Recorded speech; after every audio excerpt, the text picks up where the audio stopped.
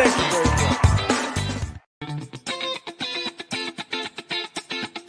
much. Representing the business of boxing, ladies and gentlemen, let's hear it for Mr.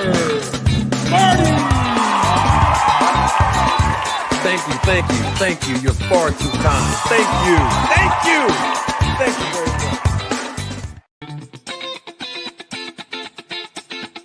Representing the business of boxing, ladies and gentlemen, let's hear it for Mr. Marty.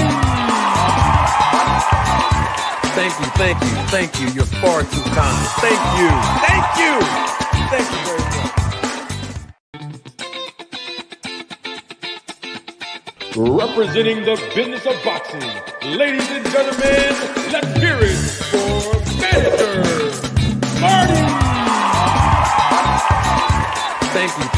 Thank you. You're far too kind. Thank you. Thank you very much. Ladies and gentlemen, members of the jury, members of the Roll the Tape film crew, come on in, grab a plate.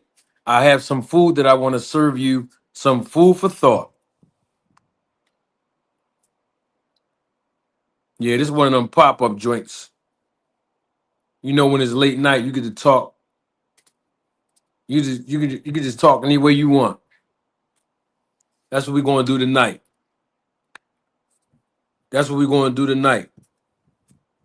No holds barred, man. You know I flew that kite out there. Link pinned to the top of the chat. Click that link. Let's talk. Come on in, y'all. Don't worry about who's not here, man. A lot of people don't even know I'm live right now. Thousands of people have no idea.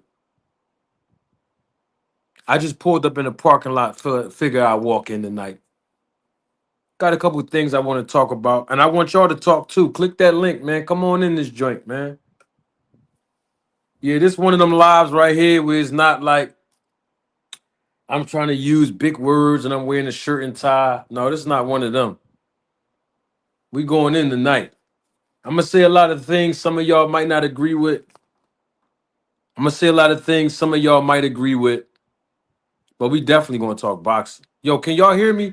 I just want to see if I can have an audio check. Seriously. Just let me get a quick audio check, man. Can somebody just type in the chat if you're here live and live in color? Can y'all hear me? Yes or no? Just want to make sure we clear. I want to make sure I'm clear, crystal clear. Welcome to another episode, a special edition, late night edition. Roll the Tape podcast with Manager Marty. Come on in, grab a plate. I have some food that I want to serve you, some food for thought. I appreciate y'all in the live chat, man. Acknowledging me, telling me I'm loud and clear. Double salute to y'all, man.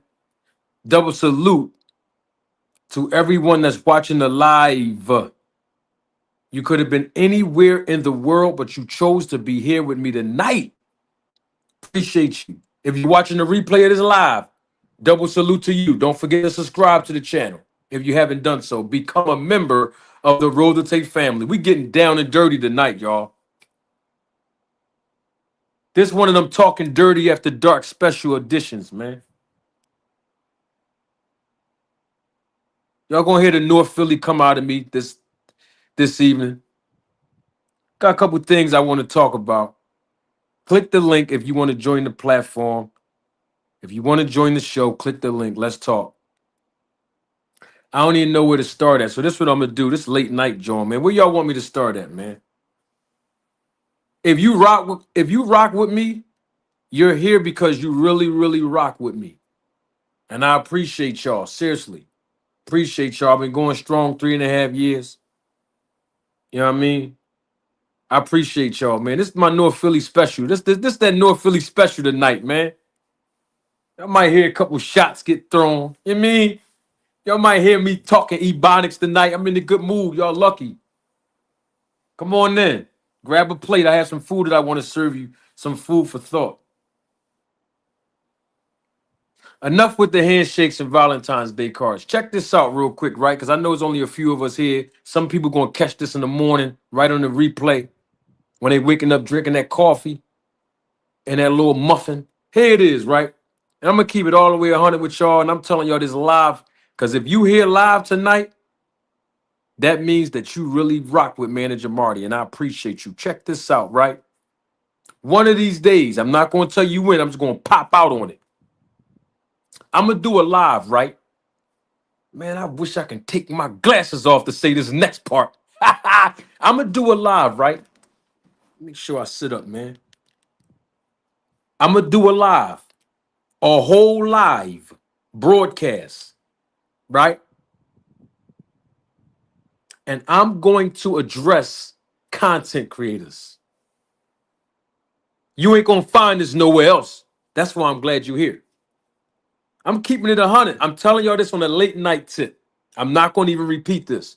I'm giving this to y'all live because I appreciate y'all coming out this evening. The ones that's here. This is just because y'all came out here live. Now, if somebody hear this on the replay, God bless them. But I'm telling y'all now, I'm keeping it all the way 100, like I always do. I'm going to do a live special. Hear me and hear me clearly. I'm going to do a live special, y'all, addressing content creators in the boxing community. Not all of them, just a few of them. Okay? All right? Now, I know somebody might be asking themselves, Marty, what is the reason for all of that?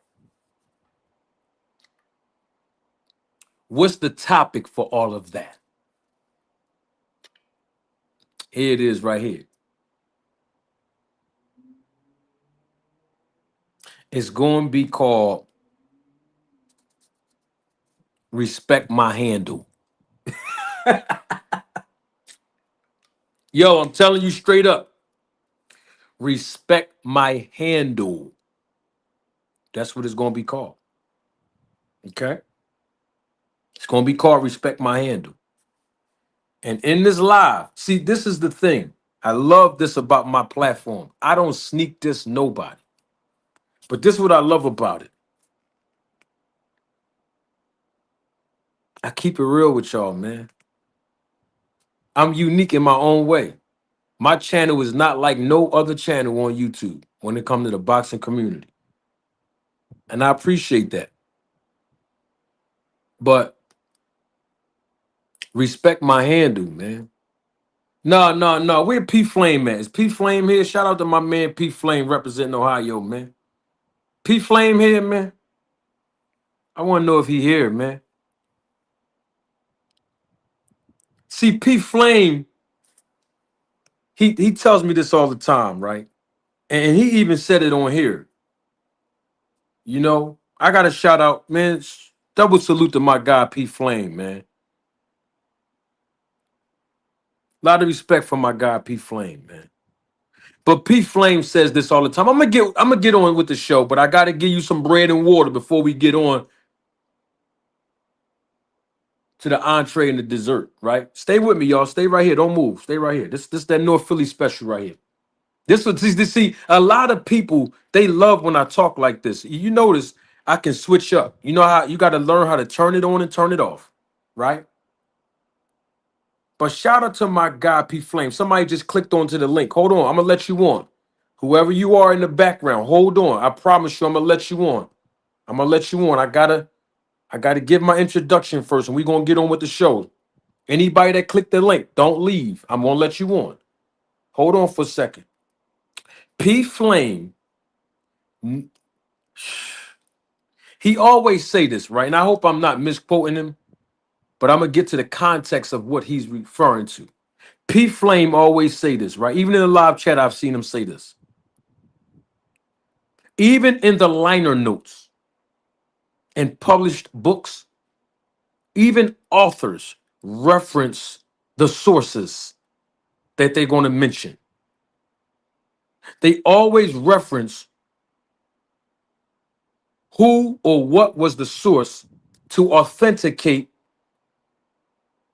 their statements and even their illustrations, right? So what I'm saying is, to certain content creators in the boxing community, respect my handle. Respect my handle. That's why I have this roll of tape. You see that roll of tape thumbnail on your screen? It's my introduction. Y'all stay with me. I'm going somewhere with this. Respect my handle. When you quote Manager Marty, I'm going to need you to say my name. If you hijack, borrow, take, or steal a talking point on your platform, and you know for sure that you got it from me or the thought process from me, that you didn't even conjure up yourself before you got here and you repeat it on your platform, say my name and reference me. Now, I'm going to say this like I always tell y'all this before. Look, we live and direct, man. This where we at now. Hold on. I always say this. I don't adorn the praises of men. So I'm not doing this or saying this to get a pat on the back. I'm not doing this or saying this because I'm angry. I'm not doing this or saying this because I'm offended. I am not. I'm not doing this to be praised. Absolutely not. But respect my handle. Now, with that being said, when I do this live, not this one, I'm talking about the next one. I'm going to pull up on you. You're not even going to know when it's happening. Right? I'm going to pull up on you. And when I do the live, I'm not going to just do the live and say what I'm saying now. In other words, I'm not going to indirectly say to all content creators, this is a public service. And no. No public service announcement. I am going to do what's on your screen. That thumbnail you see on your screen, I'm going to do that. That's what make me famous. Roll the tape. That's what I'm going to do in the live. I'm just going to keep it 100 now. I'm going to pull up and do the live. This is all fair game. I'm giving you a warning. I'm pulling up on a live. And all I'm going to do is play the recordings that I have. All I'm going to do is put screenshots on the screen. You ain't going to find this nowhere else. That's why I'm glad you're here. Say my name, man. You see, a lot of people been stealing, willing, and dealing from Manager Marty. Yes. So one of these days, very soon, I'm going to pull up and I'm going to put the evidence out there. You see that? And guess what? And it's not me throwing shots at nobody. It's all about referencing the source. And I'm only doing it for credibility purposes. Now, enough with the hugs, handshakes, and Valentine's Day cards. I'm going to let y'all decide in the live chat how y'all want this. Click the link. I'm ready to let everybody on. Whoever want to come on, just come on. Come on through. Man, some of your favorite content creators in boxing watch me. No, they don't be in the live chat. Salute to the ones that do. But some of them hide in the background. I know what they do. I see them. This been going on for 3.5 years since I've been on YouTube. There's no new condition. I'm not expressing anything new. Yeah, they watch me from afar. I'm talking about the big timers too. People that got 100, thousands of subscribers. And even people that only got 1,000 subscribers. And people that's in the middle of that. I'm just telling y'all what it is. Right? I'm not mad. I'm not offended. I'm not doing it for praise. But I think you ought to know at this point. Okay? As my audience, as my family members here on the Roll to Tape podcast, I'm going to give you what you asked for. Right? A lot of people been stealing my mannerisms. You got people talking like preachers now, bro. Now everybody knows that I simultaneously go in and out of character. Like I'm in character now. I might drop my voice, boom, bow, then I talk North Philly, then I talk like a preacher, then I talk like a professor, then I talk like a prosecutor, then I talk like a promoter. Y'all know how I do. But I'm just saying, we're gonna put all of it out there. You heard? I'm gonna let y'all on. If you click the link, don't move. Stay right there. I'm gonna let y'all on. I gotta get out. I gotta get this out for my audience. The family love when I talk like this. Here it is. I'm gonna let y'all let me know what y'all want to talk about first. Shakur Stevenson versus Devin Haney next, or Tank Davis in this AKA alleged burner account where he came at Adrien Broner. I'm gonna let the live chat tell me what y'all want. What y'all want to talk about first? Come on in. I promise you I won't keep y'all long. Come on in this joint. Oh, let me talk like I'm really from Philly. Come on in this joint. Click the link so y'all can come on this joint. Get in the chat, man, so y'all can get on this joint. It's real.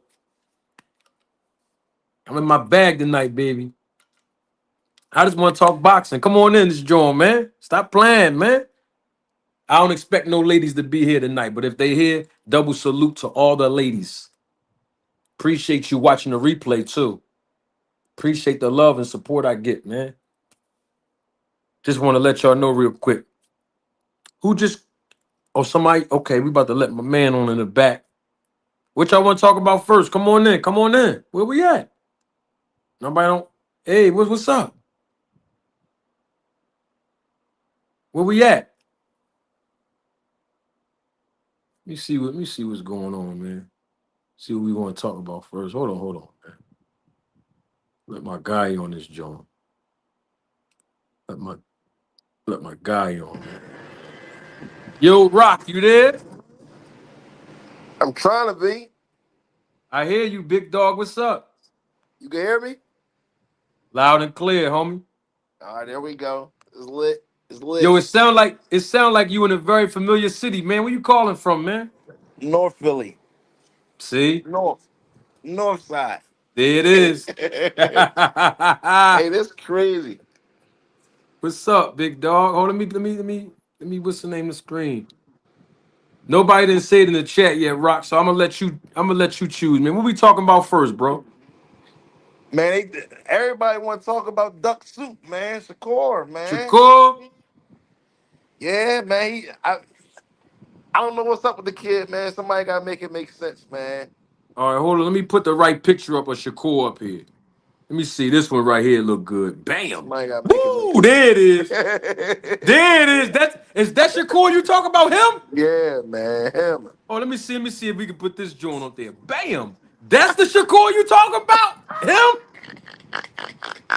Yo, let me see. Bam. Is that the Shakur with the Yeah. other snack fighters, Clarissa Shields and Terrence Crawford? Him? The snacks. The snacks. The snacks. Yep. Man. Come on, Shakur. You thought I forgot you was on that? You thought I Uh, forgot, Shakur? yeah, man. Him, man. That's Ah, what's come going on. on, Shakur. He like he like the cool kid in the lunchroom that want to sit with the weirdos some days. He want to sit with the cool kid some days. He wants to sit by himself. I don't know what's going on with him, man. Let me see. I'm gonna leave that picture. I like that snack picture of the Shakur. Bam. There it is. He All right, got this man. nice. Look, man. Look, Shakur did. You know, I gave everybody the jab earlier when I threw that video out this afternoon. I think everybody, I hit everybody with the jab. But it's always a 1-2. I always believe that the 1-2 is the best combination in boxing, right? Yep. So I hit y'all with the jab when I threw that video out earlier. I published a video out earlier about Shakur Stevenson, how he went on Shannon Sharp and Nightcap with Ocho and ISO and them. But now I'm gonna hit y'all with the 2 tonight, right? That cross. But I'm gonna set it up for you, D-Rock. Quick question, bro. Did Yeah. you hear when Shakur Stevenson said he's willing to fight Devin Haney next, even if he's 20 pounds bigger than him, he'll beat him? Yes, he did. Yes, he did. Now I have a question, bro. If he can beat Devin Haney, who's going to come in the ring 20 pounds bigger than him, The weight then bully. what's the problem with the weight and having to catch weight then, bro?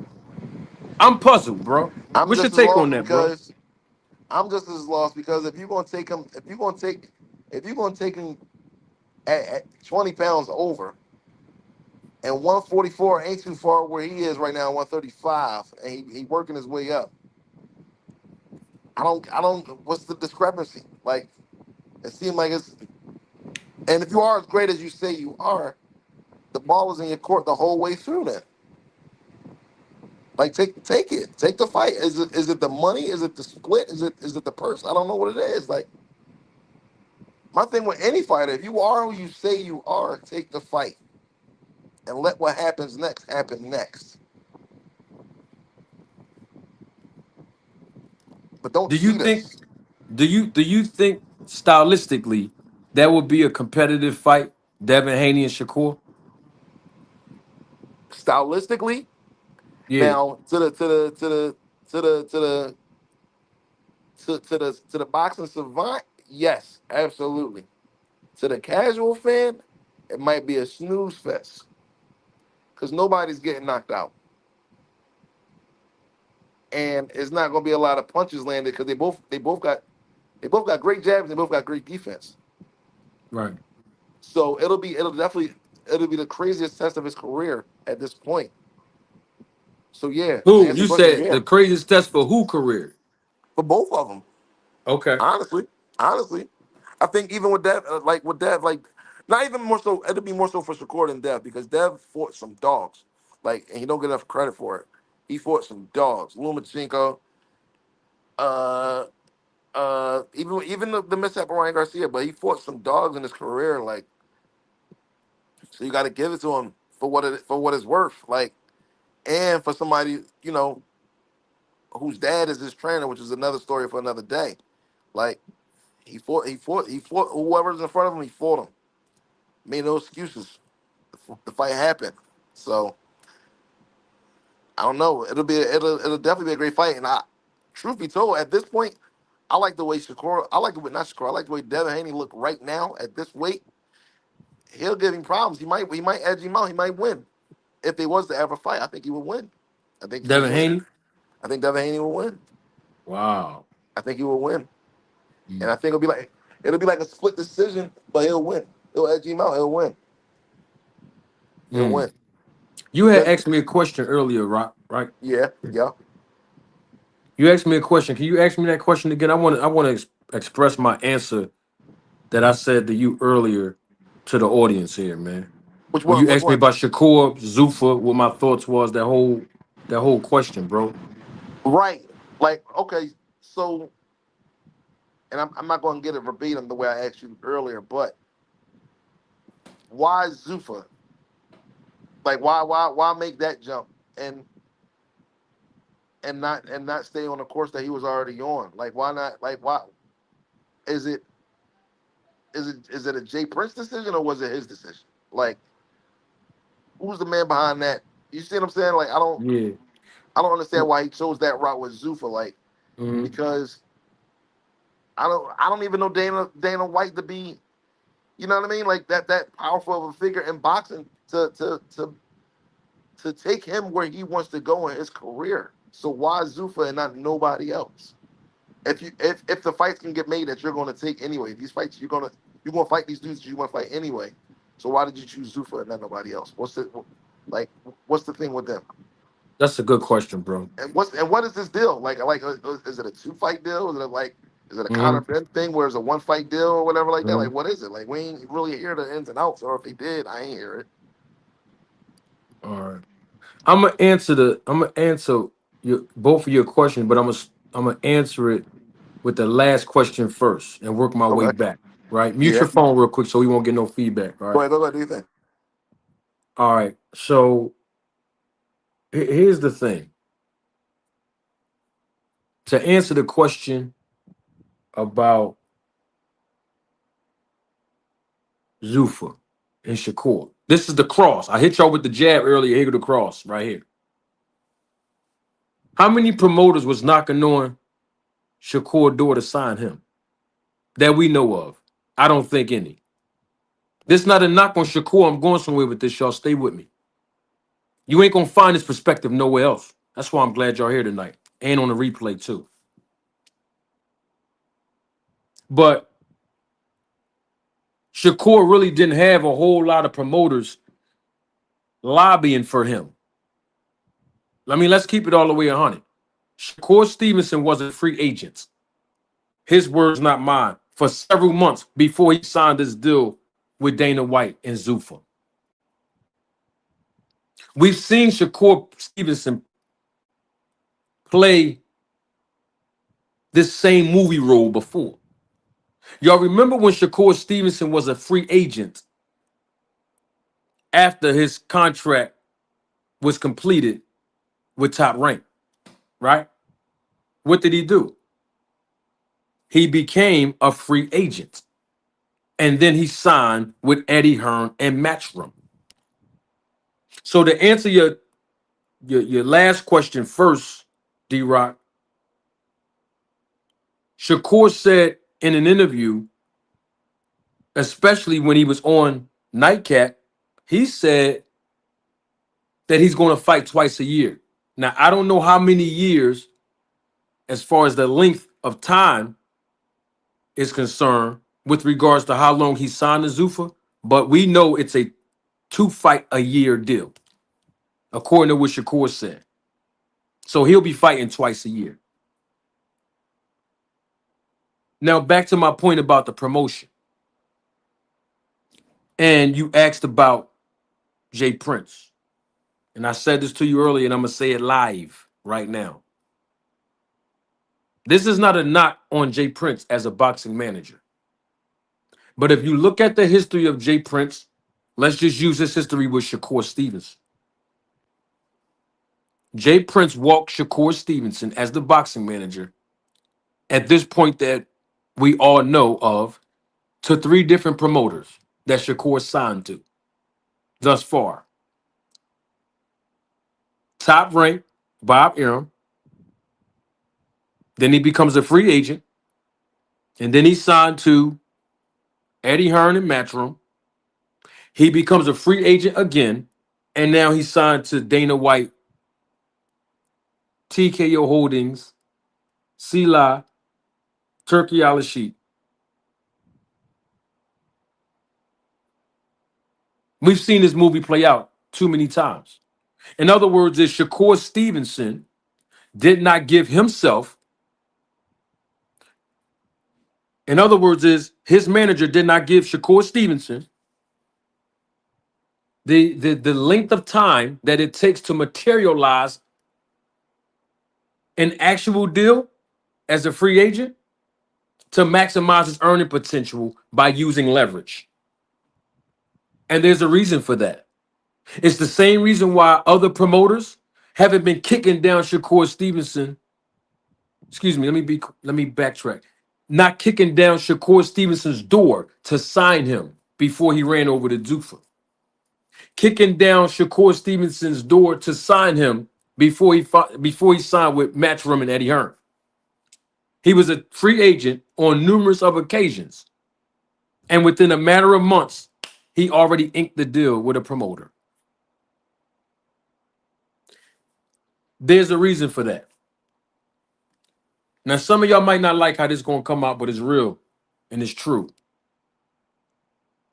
But we have yet to see Shakur Stevenson become a household name outside of Newark, New Jersey, and the Prudential Center. I mean, don't forget, Shakur Stevenson fought on a Thursday evening in Las Vegas against Edwin De Los Santos. Y'all remember that? Oh, okay. When the last time you seen Tank Davis fight on a Thursday? When the last time you seen Deontay Wilder fight on a Thursday? When the last time you seen Errol Spence fight on a Thursday? When the last time you seen Danny Garcia fight on a Thursday in a professional boxing match? Want to know why they haven't fought on a Thursday in a professional boxing match? Because they don't have to. You can take all four of those fighters that I just named, and you can have them fight in Las Vegas. You can have them fight in California. You can have them fight at the Barclays Center in Brooklyn, New York. You can have them fight at the AT&T Stadium in Dallas, Texas, or Arlington, Texas. Talking about Errol Spence. And they're going to do big numbers. When are we going to see Shakur Stevenson headline a card in uncharted territories? When are we going to see Shakur Stevenson do the numbers that those four fighters have done, including live streaming, ancillary rights, etc.? And the reason why I'm bringing that in is as a part of an illustration is because Shakur Stevenson keeps calling himself great. He said the word great probably 3 or 4 times when he talked to Shannon Sharp and Ocho and ISO Joe. We've seen that movie play out too by another actress or another actor, which is an actress because she's a female. And I'm talking about Clarissa Shields, talking about how great she is. Always bragging about how great she is. She actually compared herself to Serena Williams, LeBron James, Michael Jordan, and Muhammad Ali just last week in an interview. Being mesmerized by her self-proclaimed greatness. You know what they have in common? Shakur Stevenson and Clarissa Shields. I'm going to put a picture up here of all three of them right now. Everything. I was just about to say the same answer, D-Rock. Everything. Besides the fact that Clarissa Shields and Shakur Stevenson called Victor Conti and joined the snack program. But also, they call themselves great. But here's the thing.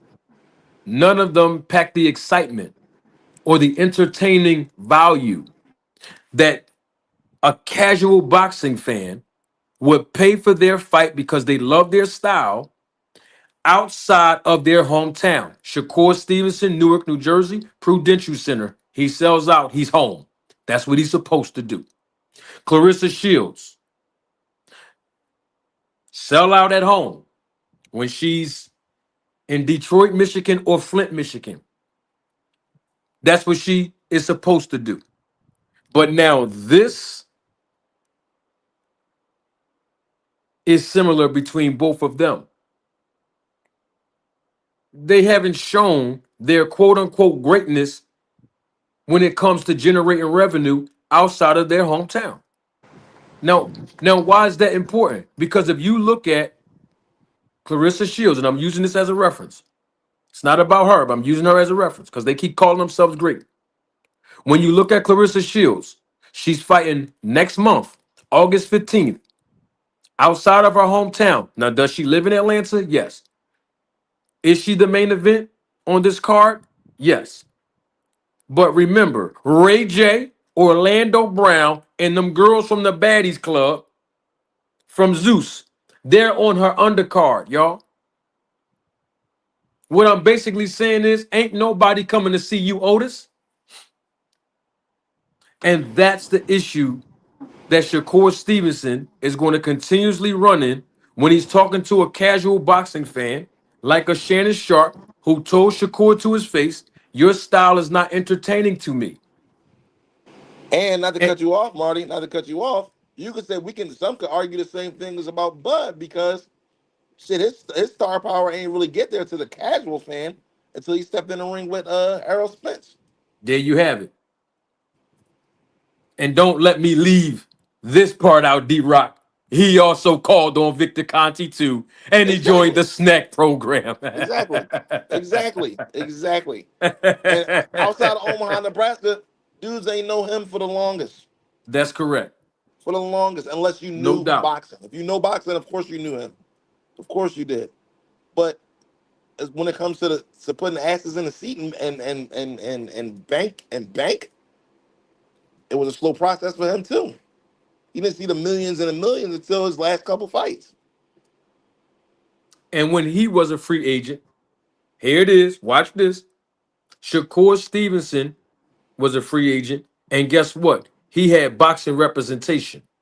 Clarissa Shields became a free agent. She had boxing representation. Terrence Crawford became a free agent after he left Top Rank and his deal and contract was completed. And guess what? He did not have boxing representation. Yep. And manager Marty kept telling Terrence Crawford through YouTube over and over again. You remember this, D-Rock, 3.5 years ago, Yep. that he needed to get boxing representation to secure the biggest fight of his career, his biggest payday, and against his biggest fight opponent in Errol Spence. Yep. Because he did an IG Live in November of 2022, right before he announced that he was fighting David Evanesian. And he said, I'm my own boss. I talk to the big wigs myself. And I quote, I don't Yep. need boxing representation. I picked up the phone and called these people with a multi-million-dollar hedge fund. And guess what happened? None of what Terrence Crawford said came into fruition. Nope. Until Terrence Crawford listened to manager Marty and he got boxing representation. And when he got boxing representation, not only did he get the things that he wanted in the fight against Errol Spence, but professionally speaking, they flipped Errol Spence upside down and they shook all that change out of his pocket Yep. and made Errol Spence acquiesce to Terrence Crawford's demands. There That's we go. called boxing representation. And I always say this, good representation in this business is priceless. So I say all that to say, D-Rock, when we talk about Shakur Stevenson and him having boxing representation, I just trying to figure out how come when he's a free agent, none of his greatness, none of his star power, none of his numbers that he did on these other platforms, even with Top Rank, how come none of those data-driven elements were involved to secure him a deal, not just with one promoter, but for multi-millions of dollars, staying a free agent, leveraging his star power and not being tied down to a promoter receiving guaranteed purses? And I'll tell you why. It's because Shakur Stevenson doesn't have the it factor outside of the ring. I told you this, D-Rock, earlier. I told a lot of people that talk to me on the phone, friends of mine that know me personally. I've been saying this for years. And I'm going to say it again because we live now. If I was managing Shakur Stevenson, with everything we know and see about Shakur, Shakur Stevenson will be on billboards in Alabama, Mississippi, all the way down south. I'll bring him up here on the East Coast because that's where he's from. I'll take him over to the West Coast. Hell, I told you this before earlier, D-Rock. I have him doing interviews on Telemundo to bring out his Puerto Rican culture, for him to appeal to white America, to his heritage of the Puerto Rican community and even the black community, being from Newark, New Jersey. I mean, look, Shakur Stevenson already had nice teeth. But for him to have the veneers now with that curly top, man, I had this young man on GQ magazine covers doing advertisements on QVC for the older white ladies. I have him calling up Snoop Dogg, Martha Stewart, going on cooking shows, even if he don't know how to cook. I will cross market and make an appeal for Shakur Stevenson to be bigger than what he is. Here we go. Sidebar, right quick, Marty. One of the biggest stars in the world is from the same city as him. And I know he's a fan of boxing. And I don't think he ever mentioned Shakur Stevenson. Shaquille O'Neal. Shaquille O'Neal. Shaquille O'Neal. Samuel Jackson. Queen Latifah. They from Newark. I get them on the phone. Man, look, it's so many different things. Shakur Stevenson, with that curly hair and them pearly white veneer teeth, that young man should be on the GQ magazine in a suit, in a tie. That young man shouldn't be trying to portray a gangster image. I'm not talking bad about nobody. I'm just saying, we know if you go and look at that Shannon Sharp interview, Shakur even said it. Oh, y'all better go ask about me in the street and all that. Hold on. We ain't talking about the street, Shakur. I understand who he with. Mob ties, right? That what they call that what they call D-Rock? Mob ties? Yep, yep. Oh, okay. Yeah, I know. I'm just saying that image that don't sell in boxing. I keep telling people that. Shakur Stevenson has the look, he has the swag, he has that smile, he can talk. That's all. Hey, that's all I'm saying. He can If you're gonna fight be a his tough guy, behind you gotta off. have more than 13 knockout champs. That's all I'm saying. I but this is what I'm saying though, D-Rock. Because he only has 13, we're going to overcompensate in other places outside the ring to get the casual fan to connect with his personality. Yep, yep, yep. You see what I'm saying, bro? Some guys need belts, bro. Some guys need knockouts, bro. And some guys just don't. And the ones that can do this don't. Here it is. It's three things. I always say it. It has been repeated by several content creators. No name, no blame.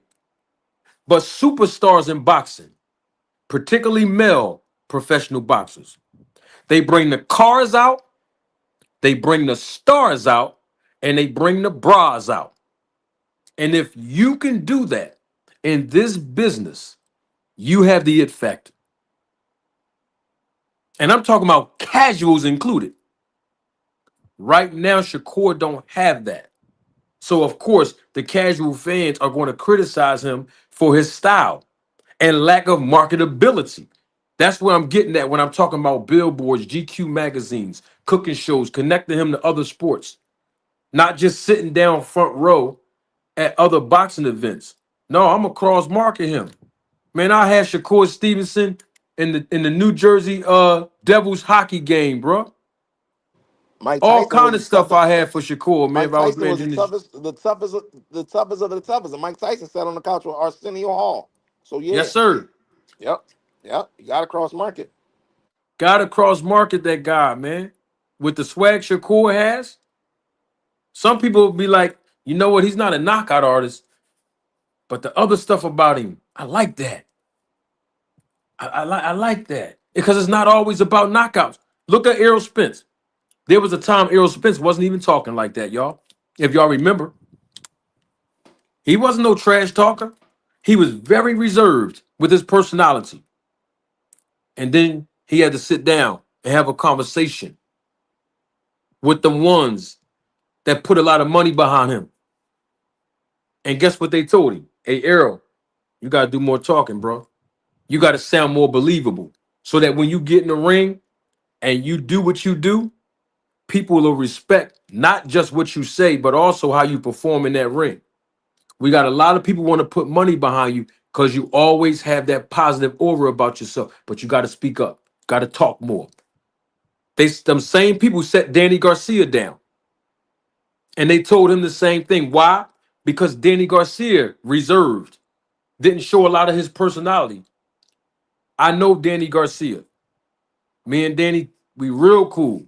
Danny Garcia is a comedian. If you talk to Danny Garcia long enough, yo, he make you laugh. He's really funny. But the fans didn't see that a lot because he was reserved with his personality. His dad did more to talking, but then his dad learned how to play the background. And then Danny start talking more, start showing his personality. I mean, the kid got green eyes. He Puerto Rican. You know what I mean? He can punch. He can hurt you. Might not be as talented as a Shakur Stevenson as far as technique, but he compensated with that with bringing the cars out, stars out, and the bras out because Danny Garcia started letting his personality and his swag do more to talking outside the ring. And then inside the ring, man, you know when he land that left hook, you going to sleep. And people counted Danny out a lot in his career. So that underdog aura always sell in everything in America, whether it's sports, whether it's entertainment, whether it's social media, whether it's movies. That underdog story always sells. Nobody gave Danny Garcia a chance to beat a power puncher, heavy-handed Lucas Matisse. Lucas Matisse hit Danny Garcia so hard that his mouthpiece flew out of his mouth into the stands. But Danny Garcia stepped up to the plate that night, dig down deep, and he beat Lucas Matisse. So I'm just saying, Shakur Stevenson haven't had those fights where he was in a war. Now, he did have that fight with Zepeda, the fight that Shannon Sharp, admitted that he didn't see. But we want to see Shakur dig down deep in the ring since he don't have the marketability outside the ring. So him signing the Zuffa, to go back to answering your question, him signing the Zuffa is good for him because he's getting a guaranteed purse.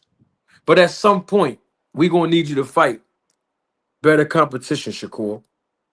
And I have to leave y'all with this one on that note, because I did see Shakur Stevenson doing a photo shoot with a pair of Zuffa boxing gloves and a pair of Zuffa boxing trunks. I told y'all how I felt about that as a boxing manager. I told y'all how I felt about that as a businessman months and months ago about Zuffa. When you sign with Zuffa, majority of the time, you're going to have to wear Zuffa apparel on your boxing trunks, your robe. You're not going to be able to get that sponsorship money where the logo of these sponsors and endorsers will be attached to your trunks for a nominal fee. So that means you're being reduced to wearing a team uniform. And anybody that wear a uniform or a company's logo exclusively without having the opportunity to wear other logos, you're just a mere employee in my eyes because of how the IRS, the Internal Revenue Service here in America, classify you for tax purposes. You're still an independent contractor. That's really where I'm getting at with that, business wise. And it to me, it reduces and strips the identity and the independence of an independent contractor, such as a professional boxer who's just wearing Zuffa apparel and not being able to come to the ring with their own choice of music. To me, it reduces them, strips them of their identity, their image, their marketability, and their stream and source of other revenue outside of competing in that ring. And I don't like that for Shakur Stevenson or any other fighter that has to deal with those terms and conditions. That's just me. So I hope I answered your question, even though I went the long way. Absolutely, absolutely. You're right. So I hope it's next, Shakur and Devin. I don't think it's going to be next, but I hope it's next.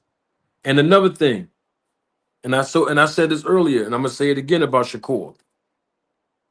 He said he's willing to fight anybody, anytime. He ready. Name one fighter, D-Rock. We talked about this, bro. Name one fighter Shakur said he'd never fight. Keyshawn. Keyshawn Davis, his brother. Yep. His brother. We're not doing that in boxing, bro. Nope. We've seen friends fight each other Shit, the and Charlo was brothers going to ain't even brothers war. right now, and they ain't even rocking with each other, and they twins. Huh? The Charlo brothers even had beef, and they twins. So I Man, ain't trying to hear it. Bret Hart and Owen Hart wrestled in the ring and they real Wrestled in brothers the in real ring. life. That's what I'm saying.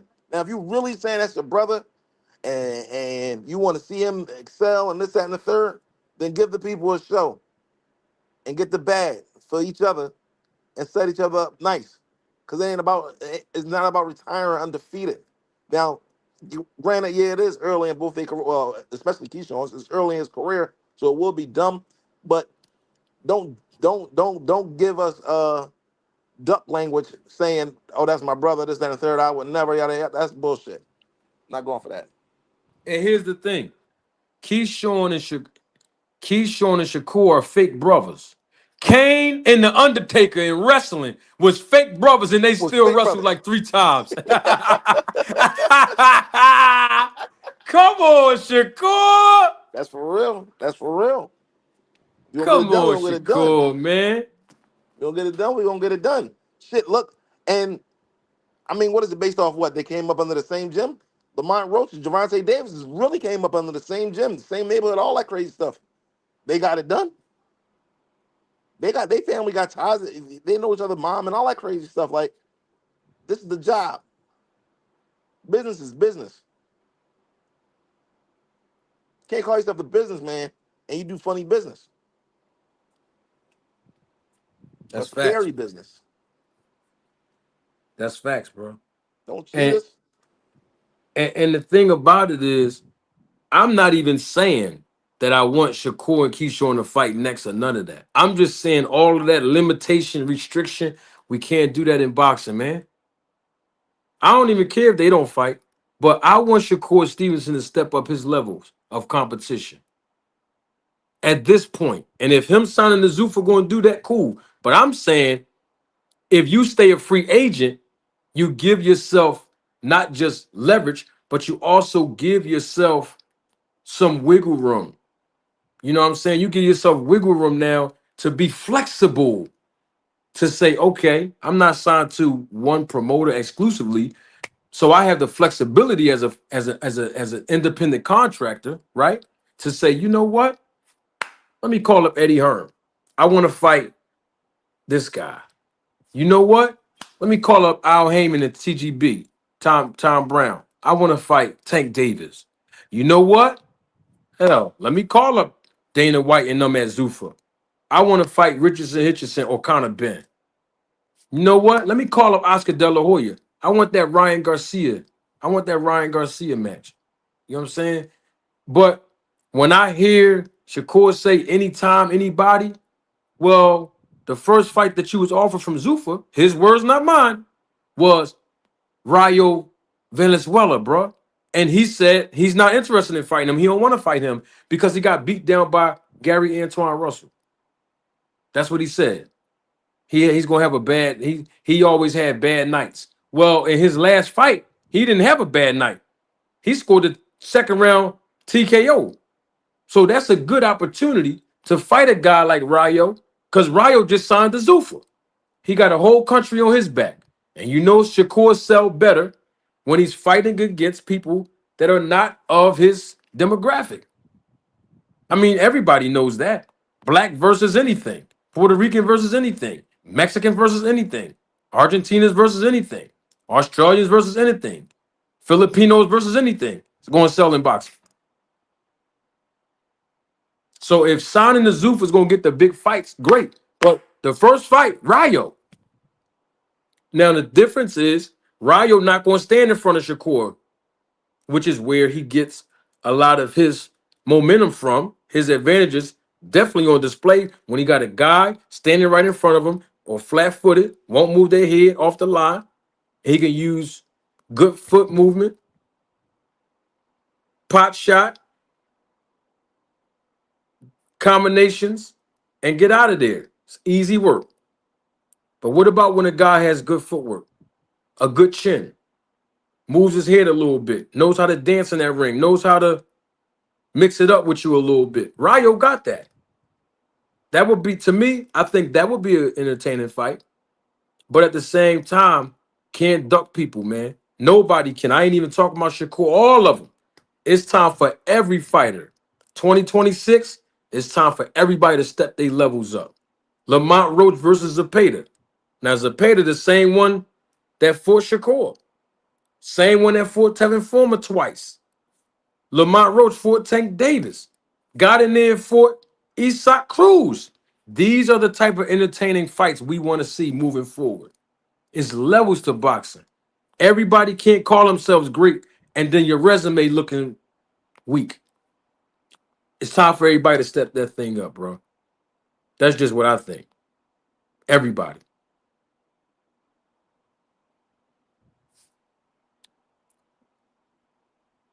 Rock, you still there?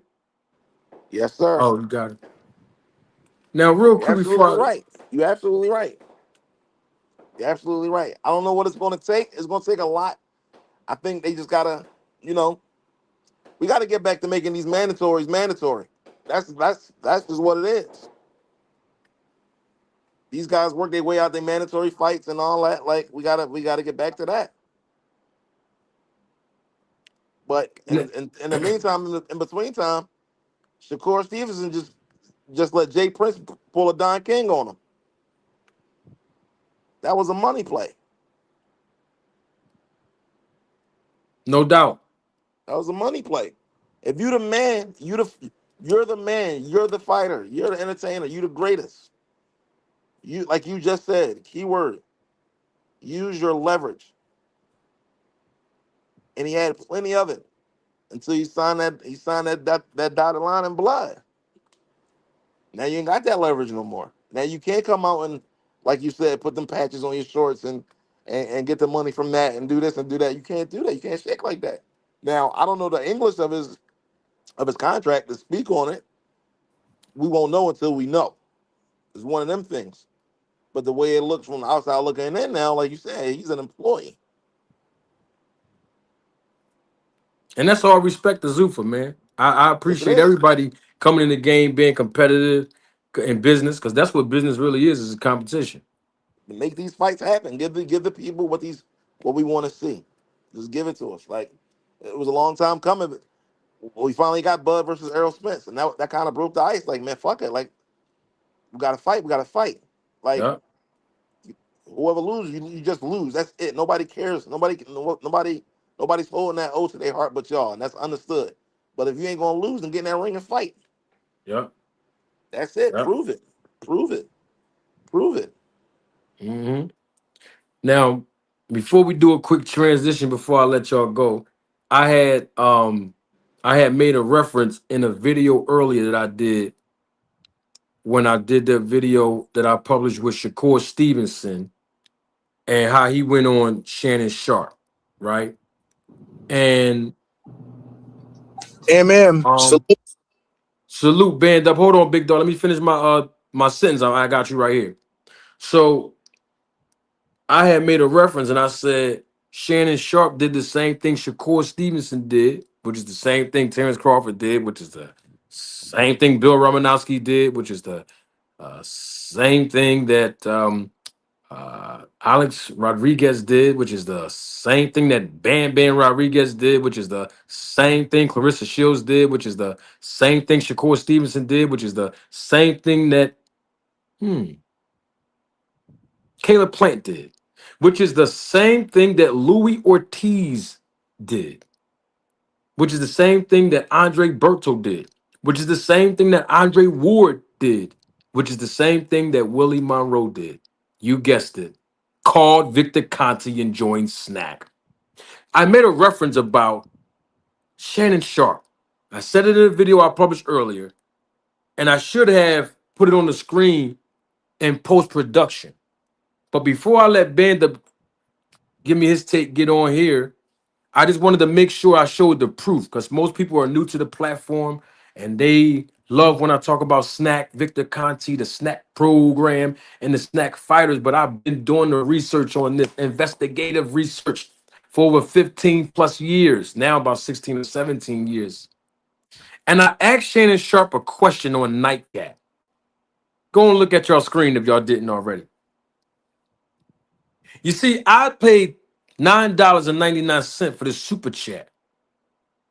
Now, granted, this was 2 seasons ago, 2 football seasons ago, but I still did it. It's on your screen, okay?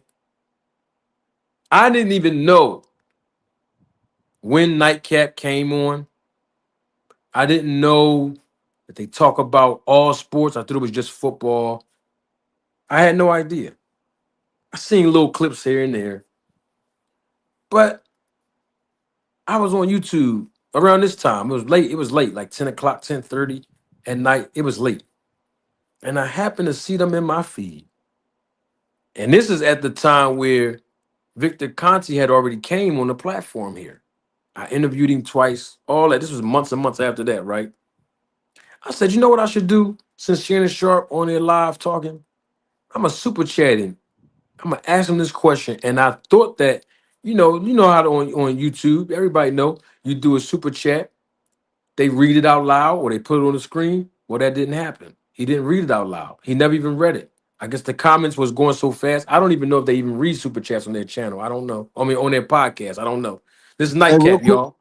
real quick, Huh? MM, because I gotta go. But I'm gonna be listening. But they do it better now. They got more serious on how they respond to their comments now. And I wanted to tell you that too. I'm glad you bring that up, bro. I think if you approach it, just watch how they do it a little bit, and then shoot that same question in again.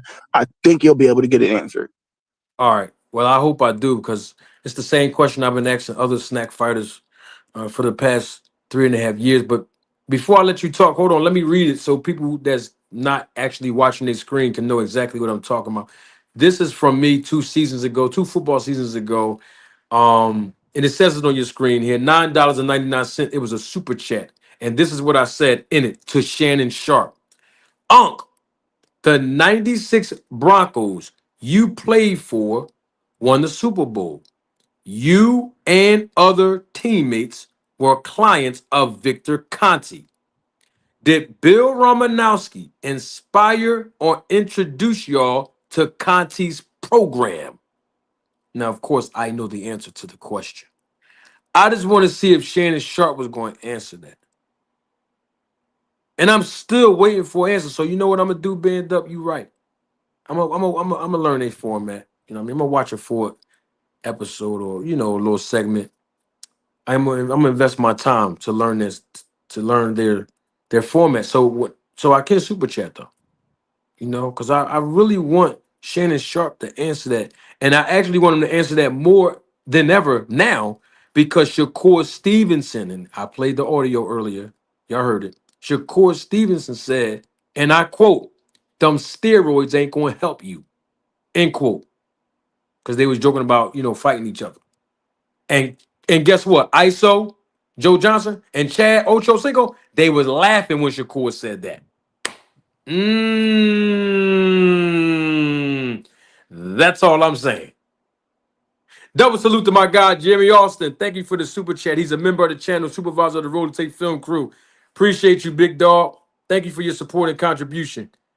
All right, enough with the hugs, handshakes, and Valentine's Day cards. Band Up, you there? Hello, Band Up? Damn, Band Up. Here. You there? Yeah. I'm about to clock into work in a minute. But what was your question, Manager Marty? No, I'm saying talk to me, bro. I'm glad you up Hey, here. What's up, man? what's Shakur, happening, what's up, man? Whoa, hey, yo, I hate to do it to him, but he do it to his damn self. Bro, get the fuck out of here with all that dumbass Lamont Roach talk and all that other talk that you want to try to sell motherfuckers on, bro. Get out of here, bro. That's so soft, bro. And it's crazy, like, copy and paste, bro. Copy and paste on what Dana White did in the league. I mean, in the UFC. You know what I mean? How he made sure all these UFC fighters don't wear nobody else's brand and all this other stuff, bro. It's copy and paste, bro. I don't see why these guys didn't take heed on what's going on. But maybe they did and they just want to act stupid. I don't know, bro. But yeah, he definitely get that duck talk now. What you think about him and Devin fighting, bro? Like, is that going to happen or he just talking, bro? What's up with that, bro? It happened because Devin and Bill be on some weird shit too, bro. Moving around, bro. And seeing how Dev just how Dev just blocked Tank on social media. I didn't like that. You know what I mean? So I think Dev's gonna Dev could fuck around and still sign the Zupa. It could work that way, where they ended up fighting each other and all that stuff, and they both end up avoiding Tank, and they avoid Tank at the same time. So they say that they ain't ducking so they said they ain't ducking Tank because they're going to end up fighting each other. That's probably how they going to spin the narrative or some crazy shit like that, bro. It's a whole bunch of crazy shit. I don't like it, bro. I don't like that Shakur took himself out of the running for this. It really irritates me when it comes to that, bro. And I never was the one to ever call him a duck or anything like that. You know what I mean? I give these guys all the opportunities, and I literally go by off what the fighters say half the time. I mean, majority of the time, actually. But yeah, but I don't like that. I don't like that move at all. And I think it's a duck move. And you forgot her name. Benavidez was also with Snack. Oh, now you remember already, y'all. Yeah, I've been calling him out. I've been circling his face. I've been circling his face. Hey, did you hear what I'm saying, about with what the the wife bumps said? on? Did you hear about what the wife said about the drugs? Yeah, I seen that. Oh, Yeah, I seen that, man. if he partying outside of boxing, who's to say he don't party inside of it? Yeah. Yeah, that's true. He been with Mimi already, man. You know, Victor Conti. You know, I call David Benavidez. Excuse me. I call out David Benavidez as well. Absolutely, absolutely. Hold on, we got GQ. And I'm about to punch it in, Marty, manager Marty, but I'm still listening because I'll be doing prep work and shit. But I'll still be able to listen to you. Oh man, double salute. It's always a pleasure to see a black man working, brother. Yes, Take sir. care of your family, bro. Appreciate you, man. We got Mr. GQ. With Mr. GQ. That's my guy, Mr. Greg, coming through. Hey, Hold on, let Double me make L. sure. Mr. Greg, can you hear me, Mr. Yeah, Greg? can you hear me? Can you hear me? Oh, I can't hear Mr. Greg. Hold. Let me bounce out and come back in, y'all. Hold on. What's up, band up? Oh, can't nobody hear me. Good Lord. Marty, All right, Mr. Greg, can you hear me? I can hear you. Can you hear me? Yes, sir. Loud and clear. Oh, well, how you doing, man? It's always good Oh, to see you. I'm doing great. This one of them late nights. This one of them talking dirty after dark. Martin Lawrence edition. This is back to the old times, man. I'm glad. Yes, sir. Yeah. Yes, sir. I just snuck on here real quick. I ain't gonna hold everybody too long. We an hour in, but Go you ahead. know me, Mr. Greg. When I see you, all the show stop, man. Good to see you, Mr. Greg. This soap opera that we call boxing now has just gotten more and more crazier. Um, you got Earl and I'm sorry, yeah, Earl and Derek acting like Luke and Laura from All My Children, with their hurt drama. You got the Haney's running around fighters in search of a fight, but then they find a reason not to fight and continue to talk about nobody wants to fight them. You got the alleged face of boxing, is what he's calling himself, arguing with grandfathers on another platform, and then turns around and joins Zuffa, where he can't fight anybody. It just be it's the just the whole soap opera of boxing has become just so ridiculous now. We find that we have more entertaining now, more entertainment, which we were starting to have anyway, with people on the platforms talking about boxing, but of course nobody's fighting as much as they should, and we're not getting we're so far we haven't got the kinds of fights that we should be getting on the regular. I mean, we get some fights, I get that. I like to see things like what happened with Boots and his fight, and what happened with Abdullah. I like to see that kind of stuff in development. We should be applauding that as well. But we just seen so much soap operous drama that you just wonder how you can sustain the sport when so much foolishness is taking place. I was really surprised, and more, I should say, more disappointed that Shakur, and I get he wants to get that payday, and I'm sure Dana has paid him an exorbitant amount of money, but at what cost? At what cost are we getting? Because I think he's already turned down a fight that's already over there. I think with Ryo, he said he didn't want to fight, and so who's he going to fight? And who's over there that can fight him in the first place? So now what we're waiting to see is Devin and his father finally going to land their plane and sign up over there as well, because right now we're playing the guessing game. Who's going to go to the prom with who? Who's going to date who? And here we are on a Friday night when we should be talking about a great fight coming up, talking about the foolishness that takes place here in this world of boxing. So here we are, speaking on this on a Friday night. Yep. Okay. Yep. And it's unfortunate, Mr. Greg, because I think at this point, 2026, we halfway into 2027, and we still haven't seen some of the biggest fights from the people with the biggest mouths. And that's the issue that I'm having. It's like I keep hearing everybody say, I'm great, I'm great, I'm great. I want to fight this person. I don't want to fight this person. And the whole time, it's really them. From like you said, from the Haneys, now Shakur, he's doing it, and he's been doing it. because now he goes to Shannon Sharp last night and he said out of his own mouth months ago, "Oh, I don't want to fight Tank Davis. Don't even tell me about him. I won't mention his name. I'm good. I'm off for him." But then he tells Shannon Sharp that he's willing to fight Tank Davis and he want them to bet on him fighting Tank.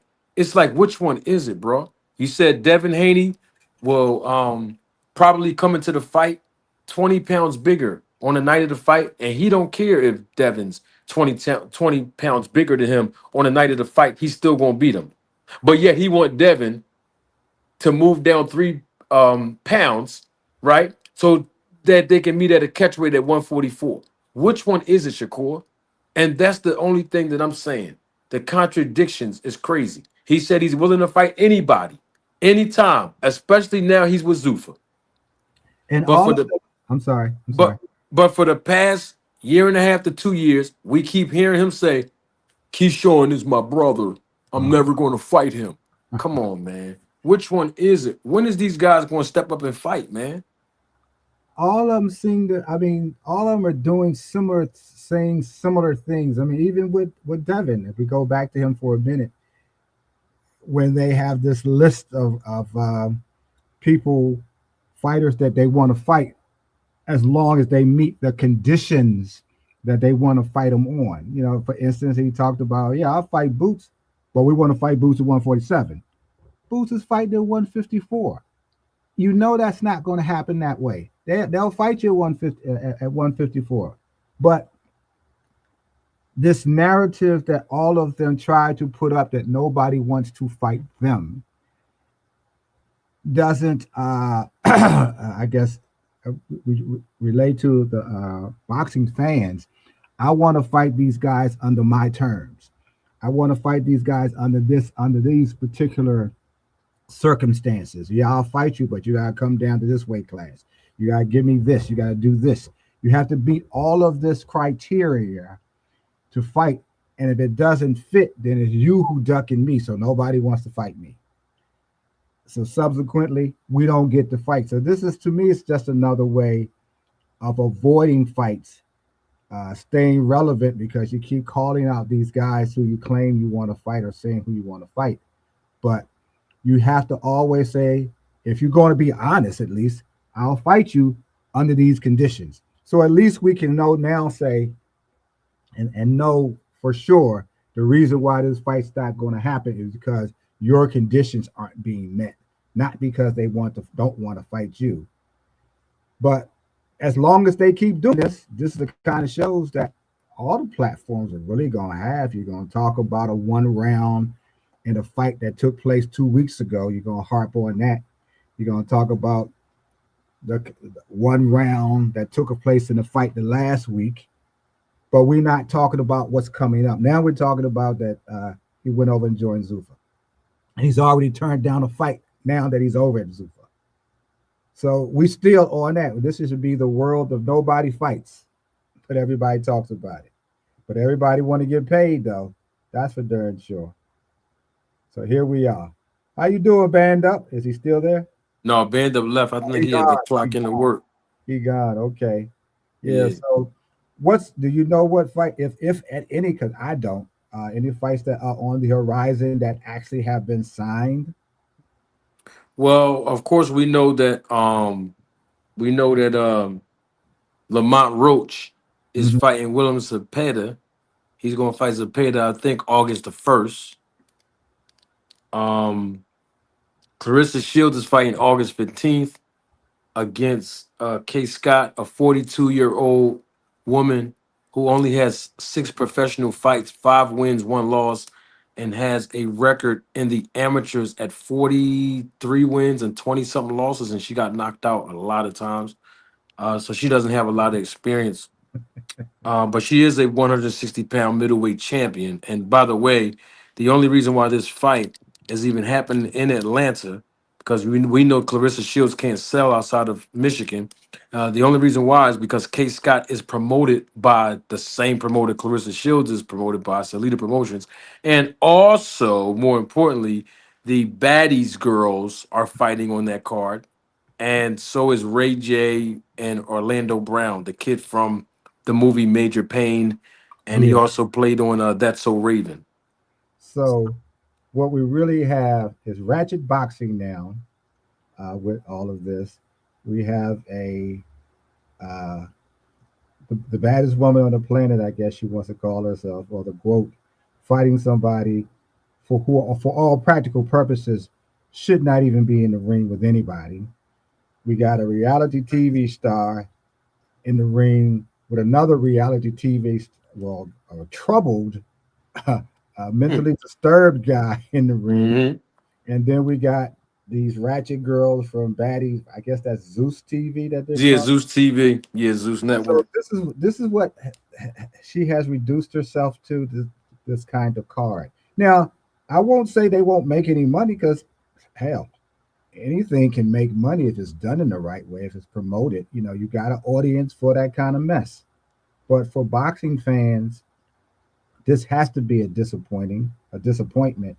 And for the new boxing fans who don't know any better, really, they don't know what they're watching.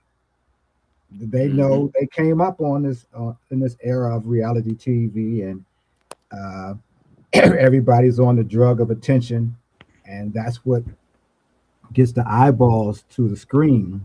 But they're not seeing the kind of fighting, the kind of champions, the kind of drama and trauma and real skills in the ring against two combatants that we're used to seeing. And maybe they don't understand why we criticize it. I'll say it again. If you don't know any better, then you don't understand what I'm saying. But if you love this sport, if you boxed a little bit, I don't care whether it's at the recreation center or as an amateur, and you watch boxing and you love the sport, you understand it.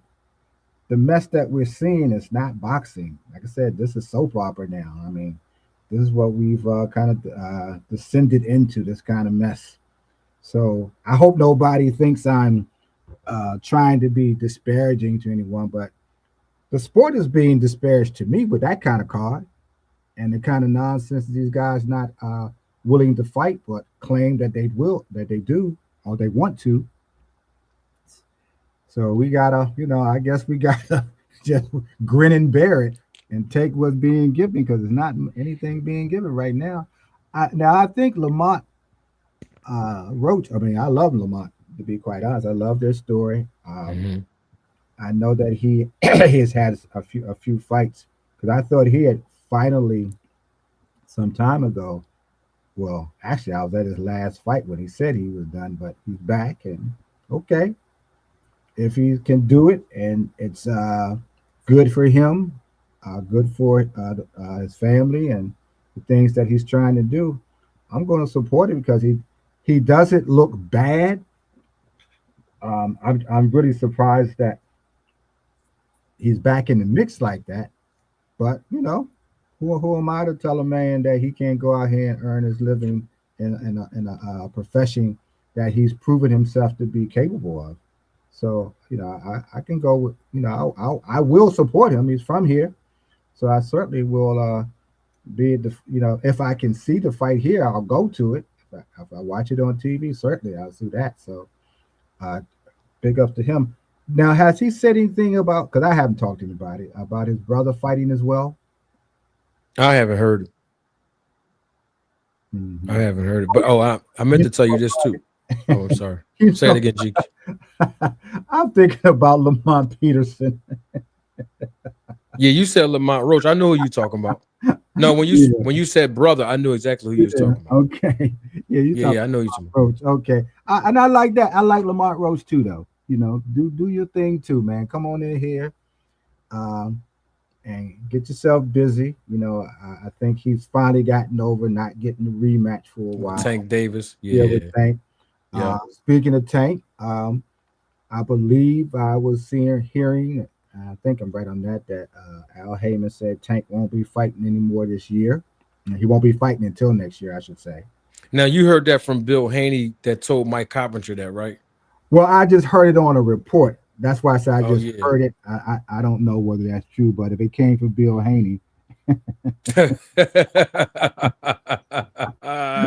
So My you definitely got goodness. to take that as okay. Let's wait until Al Heyman actually do something different, like speak for himself, where we can hear it. If Right. that's what if it came from Bill.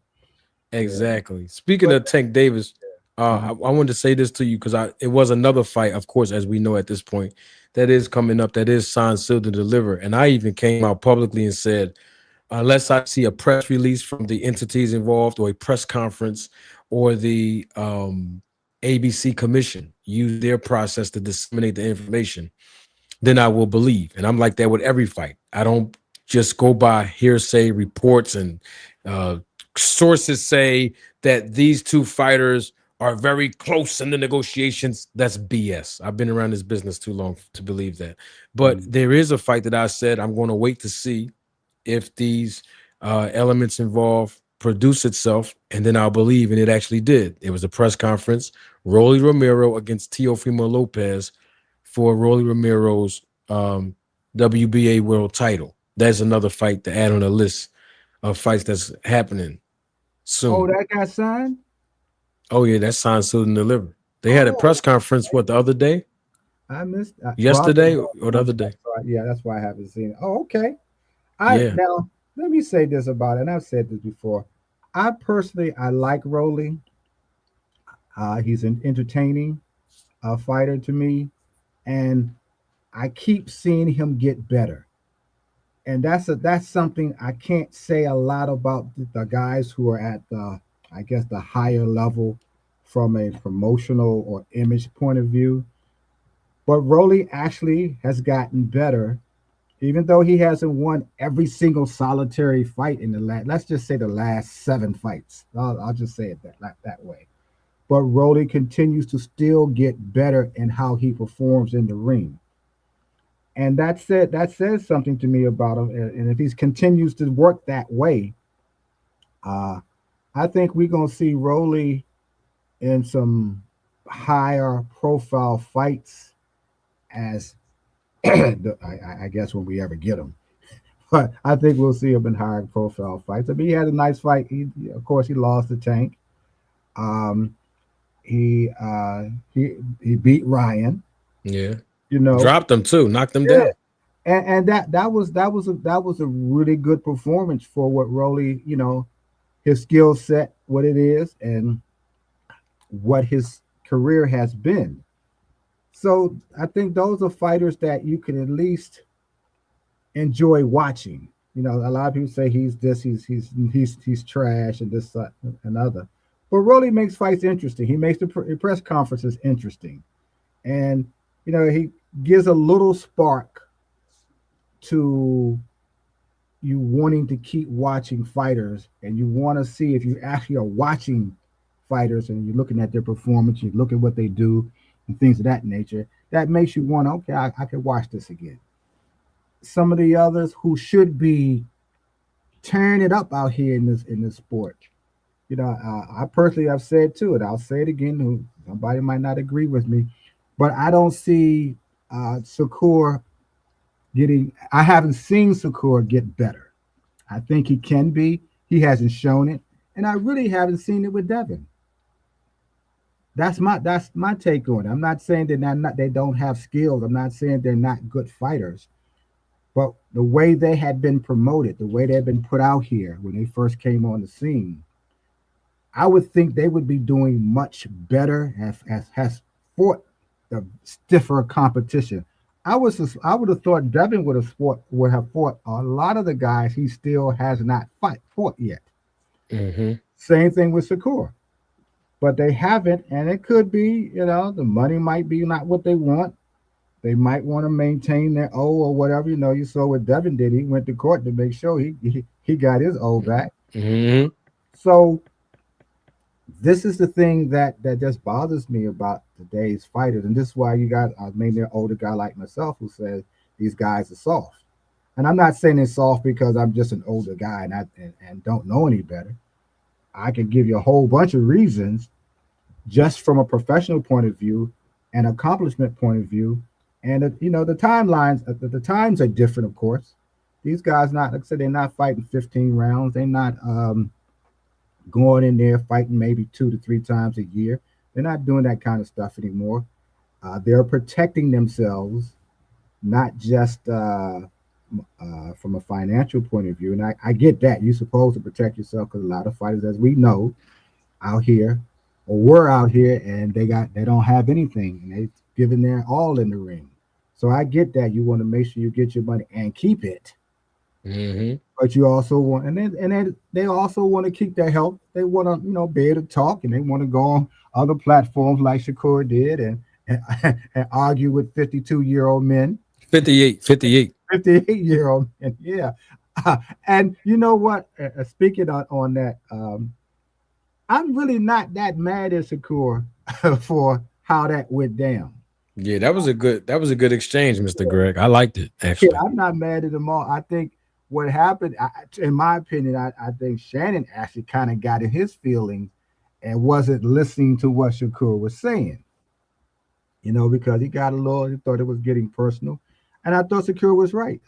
Shannon he said he thought he was ignorant in the realm of boxing. He didn't think, he tried to explain it to him.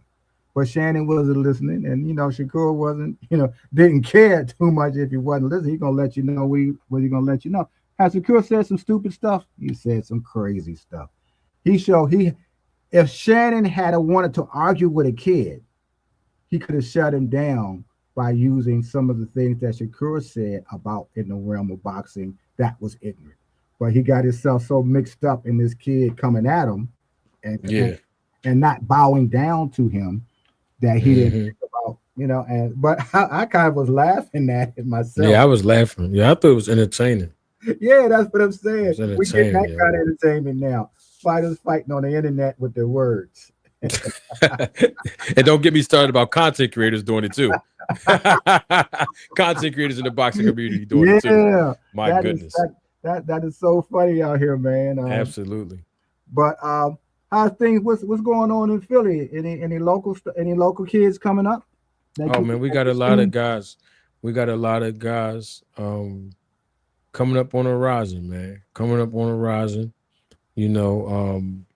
It's crazy because even before I went live tonight, I was on the phone with a very prominent person in the sport of boxing.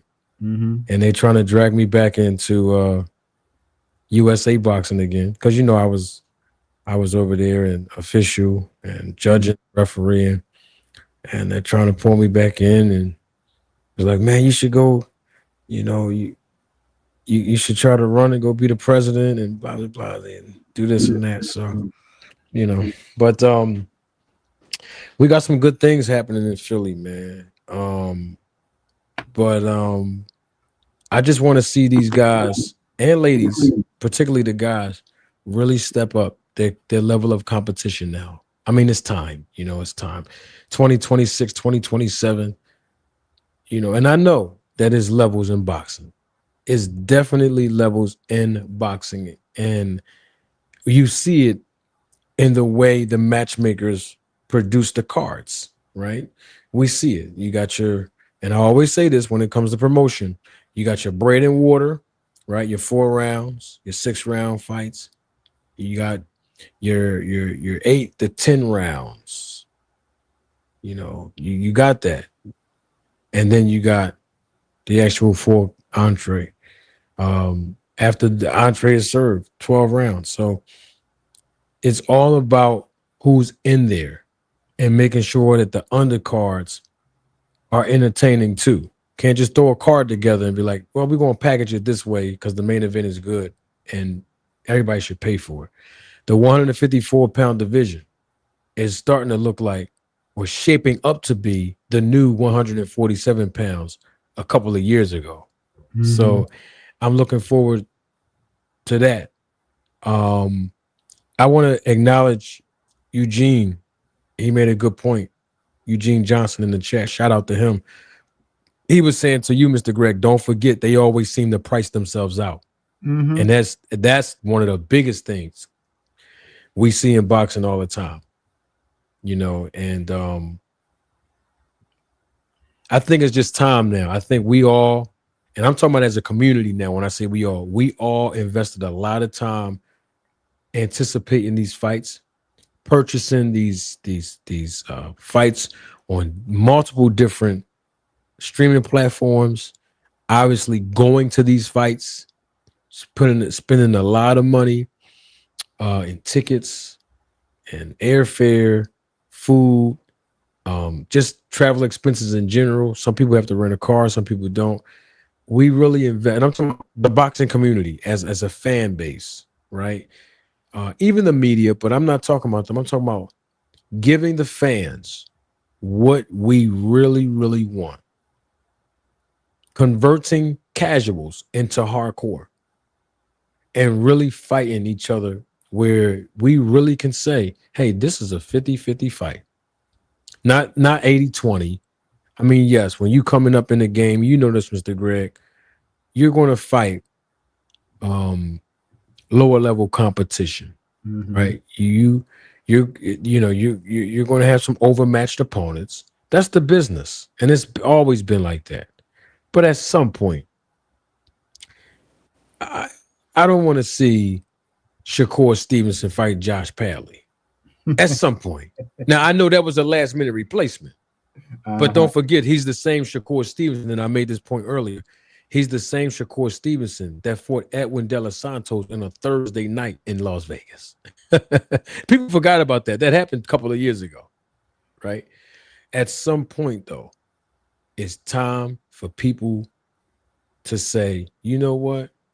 If I'm going to make this money and call myself great, I got to fight other great fighters. You know, Benavidez got to step it up. We see Boots just captured 2 world titles. Of course, it should get more challenging for him in this division. You got 147, Devin Haney got to step it up. We got Gary Antoine Russell right behind him over there at 140. Shakur, 140. Richardson Hitchens, 140. I mean, we expecting Shushu Carrington to fight who he's to fight who he just fought. We're expecting Abdullah Mason, 20, 21 years old, to fight who he just fought, right? Those young guys are still green in the business. So you have to walk them through certain mazes to put them in the ring because they're still learning on the job. But we got these world champions talking about they great and they really have that fight or two. There's no comparison in genres, nor is there comparison in generations. And I'm not here to compare. But those guys back in the day, they didn't have a lot. Yeah, it was a handful of overmatched opponents back then. But for the most part, they all were good.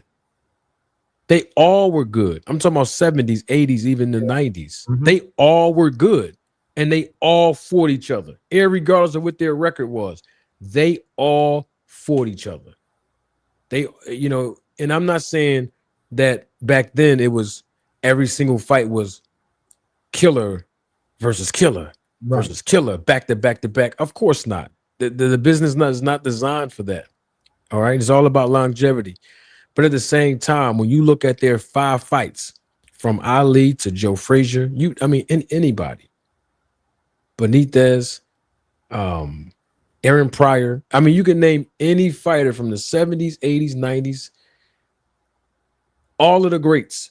They all fought each other. And they all were in entertaining fights with great fighters. Yeah. And that's what, the excitement of the fight game has dwindled considerably because they're not fighting enough. You could, if you fought 3 times a year, maybe you got a little soft touch if one of those 3 fights.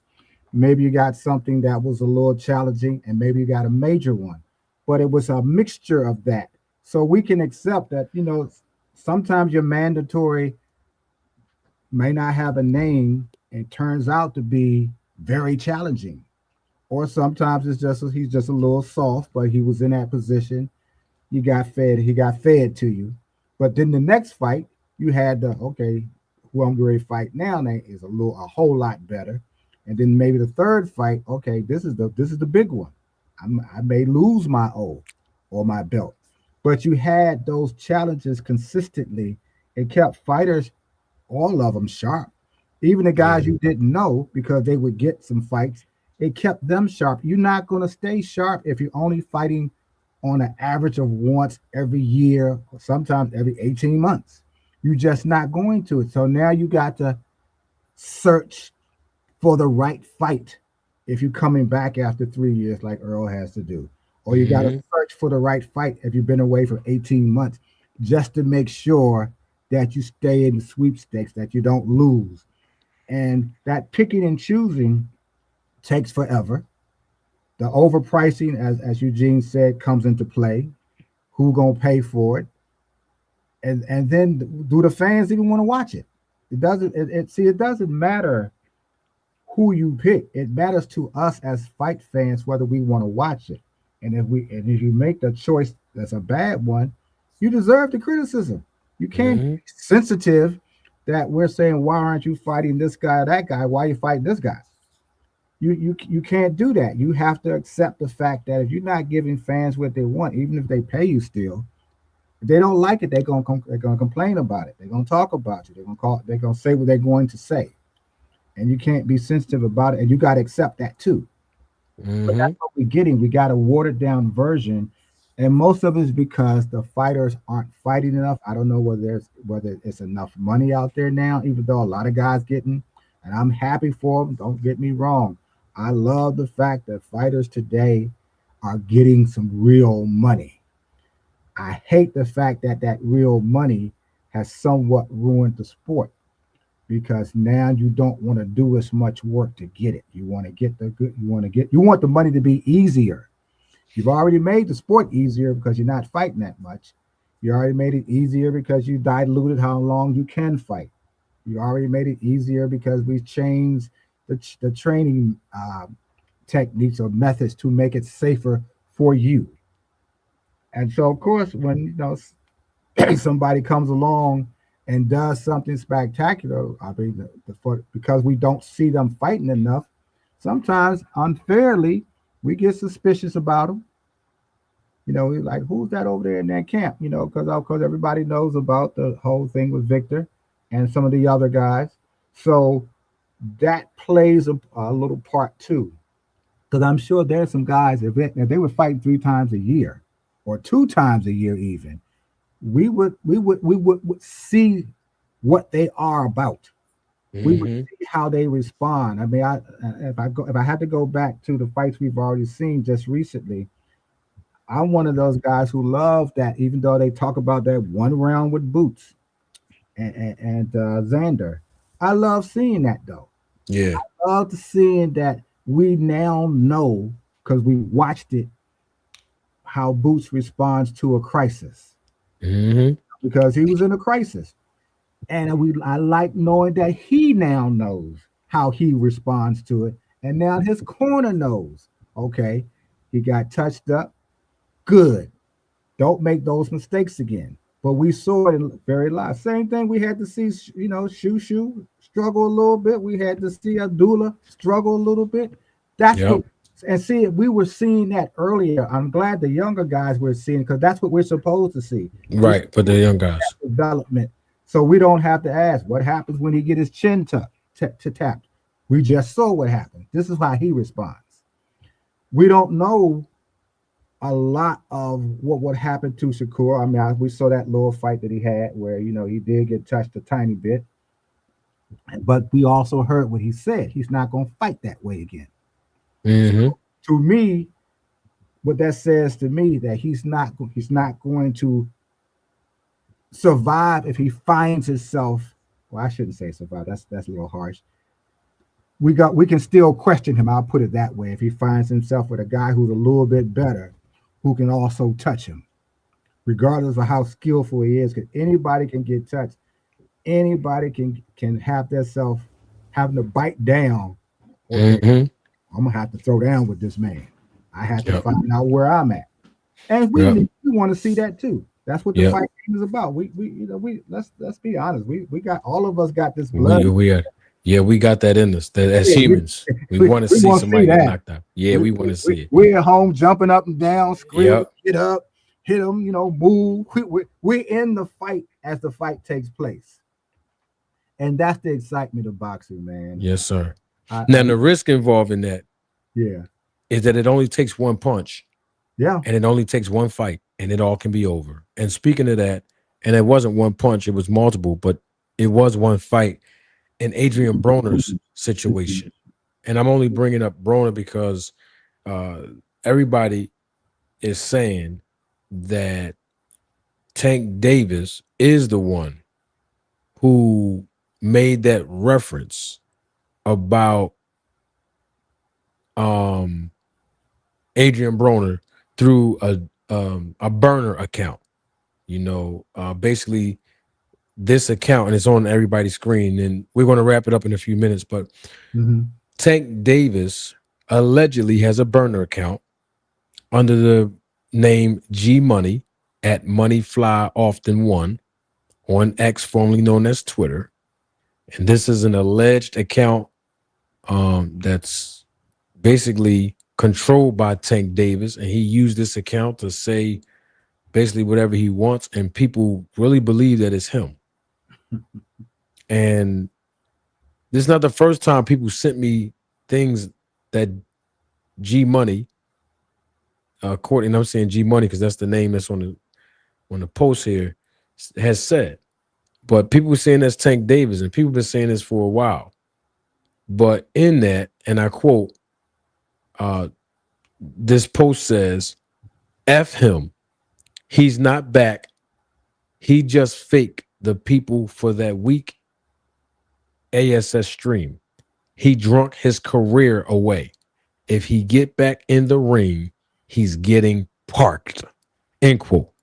Now, that tweet was responding to something that Adrien Broner said, where the person that was interviewing Adrien Broner said, and I quote, your little guy, your man's, your little guy, your man's, your little man's. And that was supposed to be perceived that he was talking about, he, meaning the interview was talking about Tank Davis and how he smokes a lot or whatever. So Broner basically said, yeah, I know who you're talking about. It's true, but let him be who he is, and I do what I do because I don't smoke. And then in response to that, this is what we saw. So he's basically saying that Adrien Broner drunk his career away. If that was Tank Davis, even if it wasn't, that post was referring to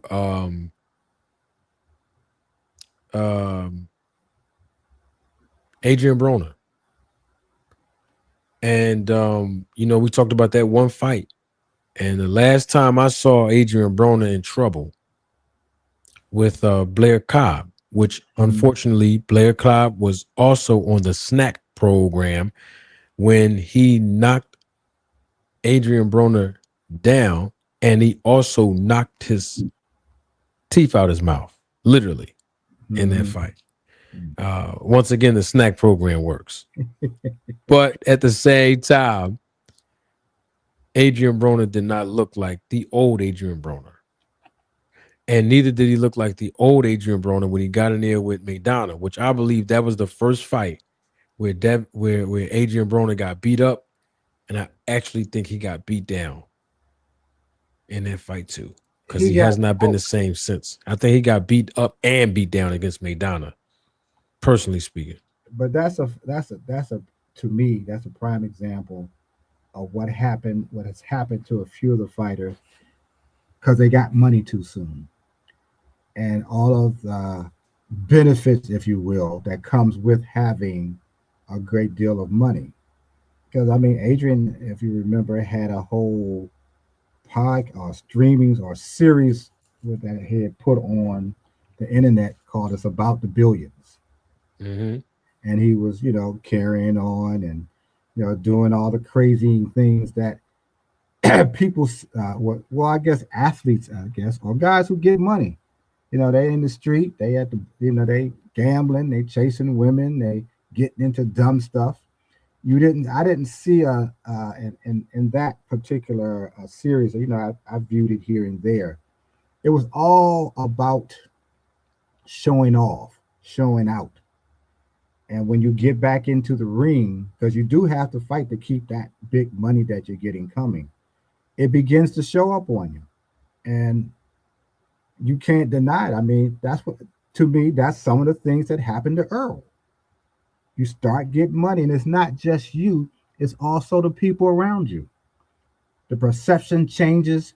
Once you the one that got money and you're around people who never had it and you haven't had it yourself, everybody's going to do something to get who's close to you to stay close to you because you got lots of money now and you're spending it recklessly and refeeding your ego, and the girls come, and you know a lot of the other businessmen show up with these deals, and you start doing things to yourself that slowly chips away at your discipline. Now you're cutting the time that you should be in the ring training. You're cutting time that you should be watching film. You're not watching what was the changes that your body is going to still go through because you're going to get age. You age every day. So some of that sharpness is not there. You get a little dull in the ring. You start making a few mistakes in the ring, but you get away with it, and things of that nature. And what AB did with that fight with Maidana, he showed off a little bit, but he found himself trying to fake his way in a lot of ways through the crisis that he went through in that fight. He wasn't prepared mentally, and it showed to me. Maidana was not somebody you should have been playing with, based on the fact that he does have punching power. He wasn't a soft touch, and I think maybe he took it as that. But then again, when your ego gets inflated, and you are the one that people coming to see, because Adrien Broner was worth seeing. He had a personality, you know, he was entertaining, but you got to couple that with professionalism at all times. And that professionalism means that you prepared to give us what we're paying for, not faking your way through it. And he tried to do that, and you saw what the results was, and you see where he is now. Do you think that real quick, Mr. Greg? Do you think that Adrien Broner underestimated Maidana before the fight? Yep. Like as far as like throughout the promotion of the fight. Yeah. I think ego his ego allowed him to believe that this is going to be another Adrien Broner night where he could show off. And had he been doing what he should have been doing leading up to the fight, getting prepared for the fight, I can go with that. But I don't want to see you anytime that you got a fight coming up at the bar, hear about you at the bar, see you at the bar. You shouldn't be there. What I want to see is you taking this craft seriously, because anybody can get hurt and it could be their last fight. It could be their last day in the ring. We've seen that. So I want to see, to me, I don't mind you being entertaining. That's great. Good. But I also want to see you be taking this game seriously, because we know how serious it is. So you couple it with that. That's all I want to see. I want to show me what you're doing. I mean, we used to see Floyd. Floyd was at night training, telling you, I'll work for mine. And he did. We saw the benefits, of course. He had all the cars and the jewelry, and he promoted that lifestyle.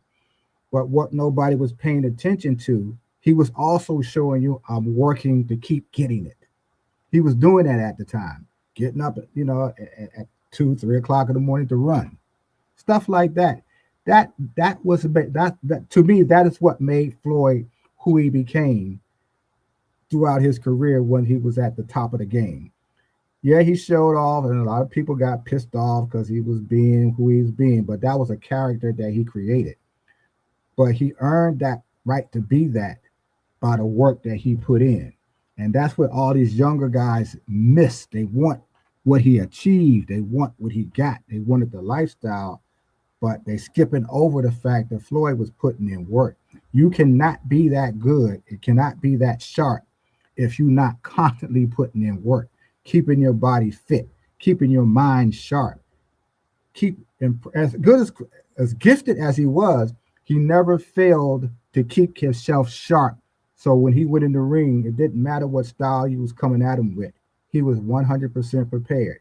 You could get a punch in here and there. I mean, everybody talks about what Shane did in that 20 seconds that Shane could have put him away. But you saw what Floyd did the very next round. You don't do that by luck. You do that because you're a professional and that you're prepared for that moment. He was prepared for that moment. He recovered immediately. You can't even recover that fast if your body isn't conditioned to be able to do that. You can't skip over any of that kind of stuff and and be in this fight game. But a lot of them are trying to do it. They're trying to, cut corners. Let me not get hit at all. Let me not even fight somebody who can hit me. And that's what we're seeing. And it's unfortunate. That's what we got, man. I hope whatever's going on with Broner, by the way, I know he's doing that streaming stuff and he's getting a little money from that. I do hope that he kind of pulls himself together. He got, 9 children? He got 10 kids, Mr. Grit. Yeah. I hope that he's able to, whatever kind of money that he's getting from that, I hope he's putting it away. I hope he doesn't get any more. I hope he doesn't get into any legal mess or get anybody else pregnant. and whatever money he's going to be able to get, he can put it away and pull himself together, because it's just disheartening when you see guys, they got to do anything just to get some money because they don't know how to do anything else. Yeah. So I hope that. Oh, I want to ask you this too. I know you watched that interview with Andre Ward and good Lord, Roy Jones. Mm-hmm. Which one, Mr. Greg? The recent one? Yeah, the recent one. Now, because they were talking about Boots a lot in that interview. Now, I watched the interview and I watched it on on 2 Cents and talked about it, but I watched it again just to make sure that I wasn't shooting off the wrong way.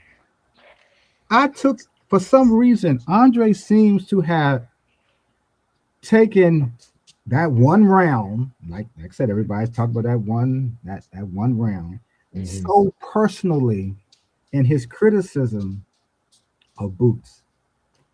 Now, I looked at it because Andre is the OG. Roy was trying to be kind to him, in my opinion, but Andre took it so personally, like it wouldn't have happened, like it wouldn't have happened to me, this, that, and the third. And I'm thinking, where is the grace that you should have afforded this man, especially when you had similar things happen to you in the ring yourself? Mm-hmm. There was 3 fights. There was a point, I think his name was Mermick, I believe it was, where he tagged Andre really nicely with the left hook. And when he was coming up, and we thought Andre was going to lose that fight in that particular round. Of course, we know about Darnell Boone and we know Overlaw. That's correct. That wouldn't have happened, as opposed to saying, I learned from that, just like Boots learned from what happened to him. He's acting like it wouldn't have happened that way to him. You can't tell. You don't know how you're going to get hit. I don't care how good. You don't know how you're going to get hit. You could trip and your hand just goes down a fraction of an inch down where there's an opening. Somebody could just be fast enough to hit you at that particular time. Any kind of combination of ways that you can get hit that can put you in jeopardy, be it a mental lapse or somebody's just good enough, or a combination of the two. Well, I say all that to say, as opposed to telling fans, because you're going to listen to the guys who actually was in the ring, who did that thing, leave the ring, undefeated, et cetera, et cetera.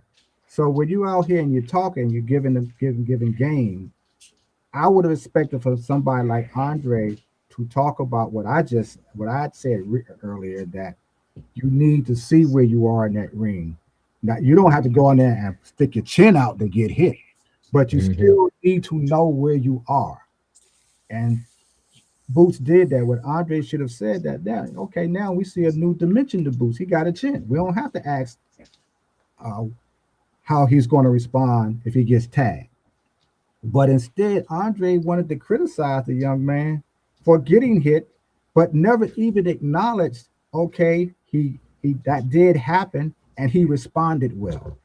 He didn't want to say, I like what he did. I like how he didn't fall apart. I like how he stayed composed. Yeah, he had to recover. He had to hold a little bit, moved around, but he fought back and he fought back well.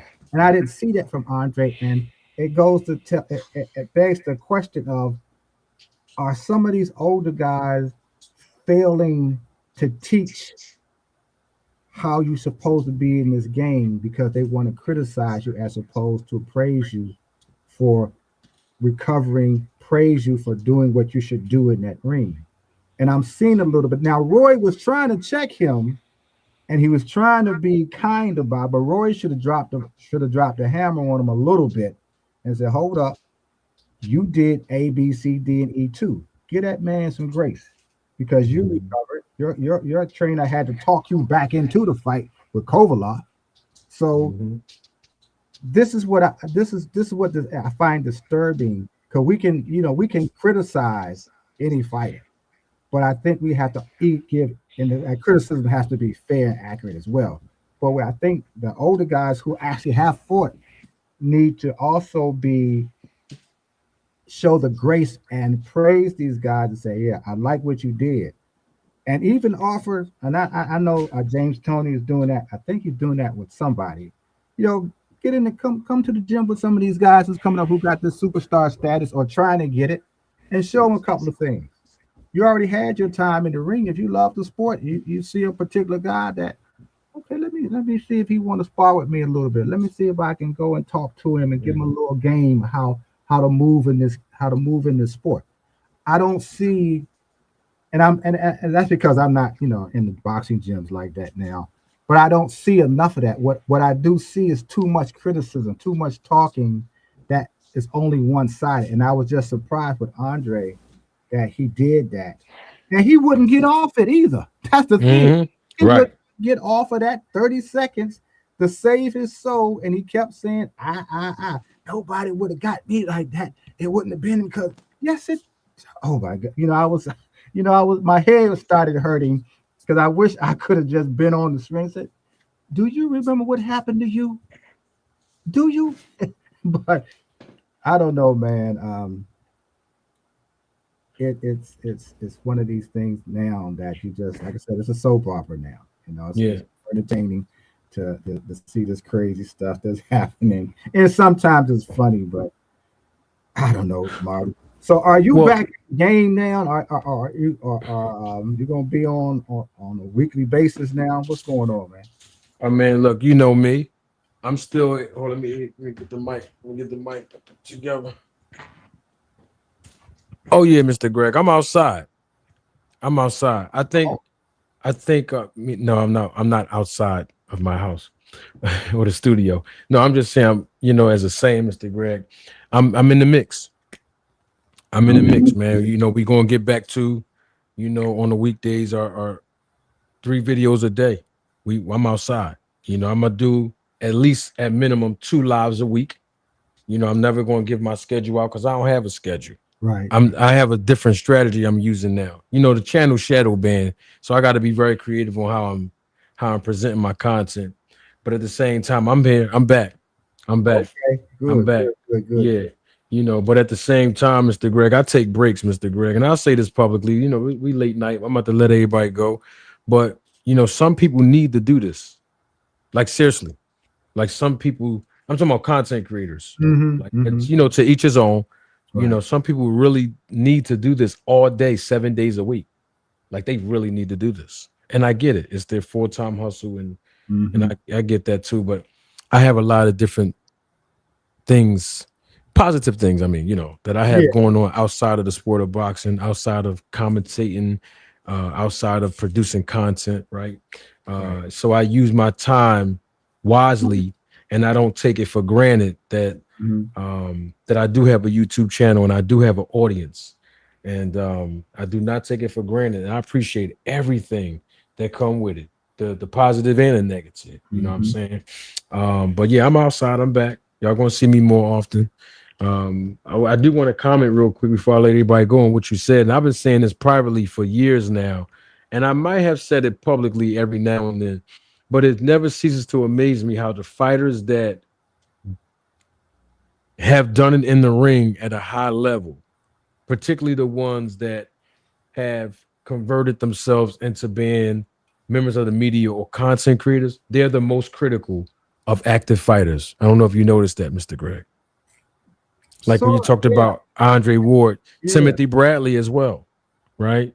But you know, at the same time, I recognize, and this is not a knock on just those two guys, but if you notice, they just didn't sell enough, Mr. Greg. Like, with all due respect to Andre Ward, he wasn't no Tank Davis in ticket sales. No disrespect to Tim Bradley, he wasn't no Tank Davis with ticket sales, right? And both of these guys were signed to promoters. They were getting a guaranteed check. And I said all that to say they weren't like free agents for a while where they, used their leverage and said, you know what, I'm going to bet on myself and I'm good. They all went to a reputable, knowledgeable representation of the business of boxing. But at the same time, they're the most critical. They've been in there. I mean, Timothy Bradley been in there with Pacquiao, and we've seen what happened to him. He's been in there with Marquez. He's been in there with Ruslan Provodnikov, which is that was a dangerous fight, man. Oh, my God. Very brutal fight. And these guys survived, win, lose, or draw. And in Andre Ward's case, he did retire on top, but I called him out for something 2 years ago when he called out Jake Paul. And my thing is with him, you going to call out Jake Paul, Andre Ward, to fight him in a fight with his limited experience and knowledge of the sport, obviously for a big payday, but you retired at the top of your game when that division started getting hot. That division started getting hot up there after you fought Kovalev and you dodged yourself out of there, which is great. You had an injury and stuff, and I get it. But the injury plagued your whole career when you had a little bit of life left in you, some more fights left in you at the top of your game. You got out of there. But now 10, 15 years later, now you want to come back at the highest level, talking about you want to fight Jake Paul for a big bag. I got an issue with that. And I actually called them out on it in the video. So it's funny to me. Because what they see, like I said, it's the money that's now available to some fighters in this sport that has has helped those fighters who actually got the check, but it's also enhanced or enticed those who want to get it. Yeah. And the way they're trying to do is, the way I see it, that they're trying to do it is trying to get put in position. Let me just be positioned properly.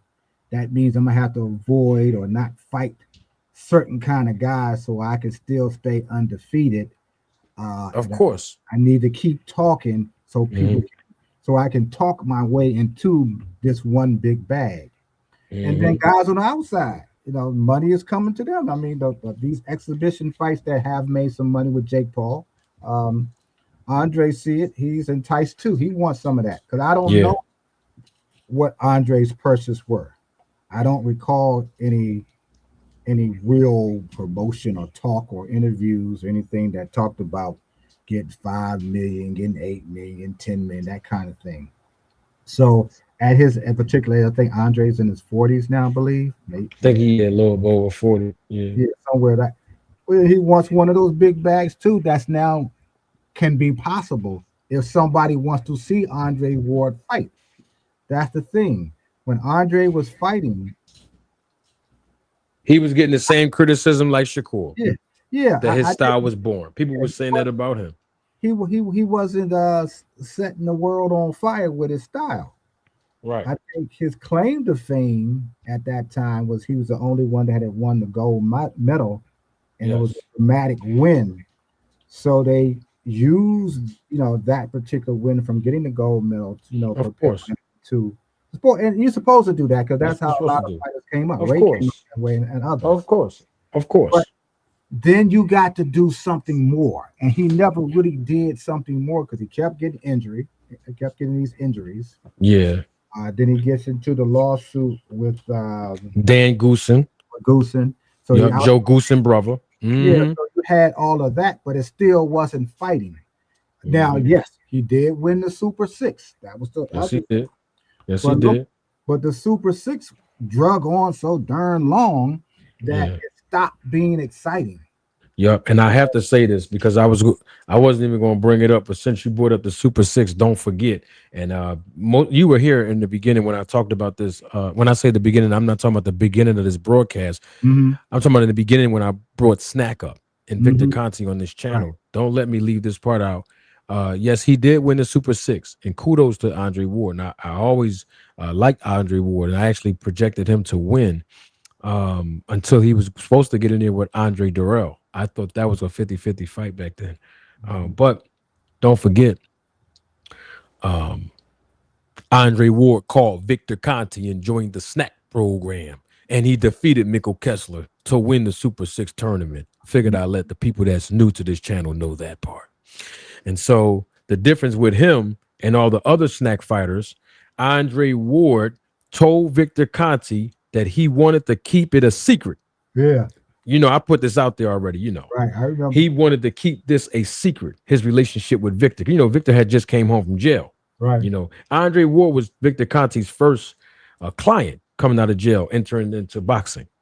So, and that's how Nonito Donaire met Victor, because he was referred to Victor Conti by Andre Ward, right? Mm-hmm. But the point that I'm really driving home is he was good, Andre Ward, but the $1 million question has to be posed to him, like everybody else I ask. What did you call that man for? What did you go over there for? You see, talking about the Victor Conti and the Snack program. Right. So he's very critical of the fighters, but notice he's not critical on certain fighters because he rolled with them, like Terrence Crawford, Shakur Stevenson, Clarissa. See, he's cool with that pack over there. The other Snack fighters is where we're really getting at. And I'm not saying this because he was criticizing Boots or anything. It's just like he was harping on it, like he don't have the experience of being in the ring and actually overcoming adversity in one round. And that's when what he fought, because when he fought Kovalev clipped him and knocked him down.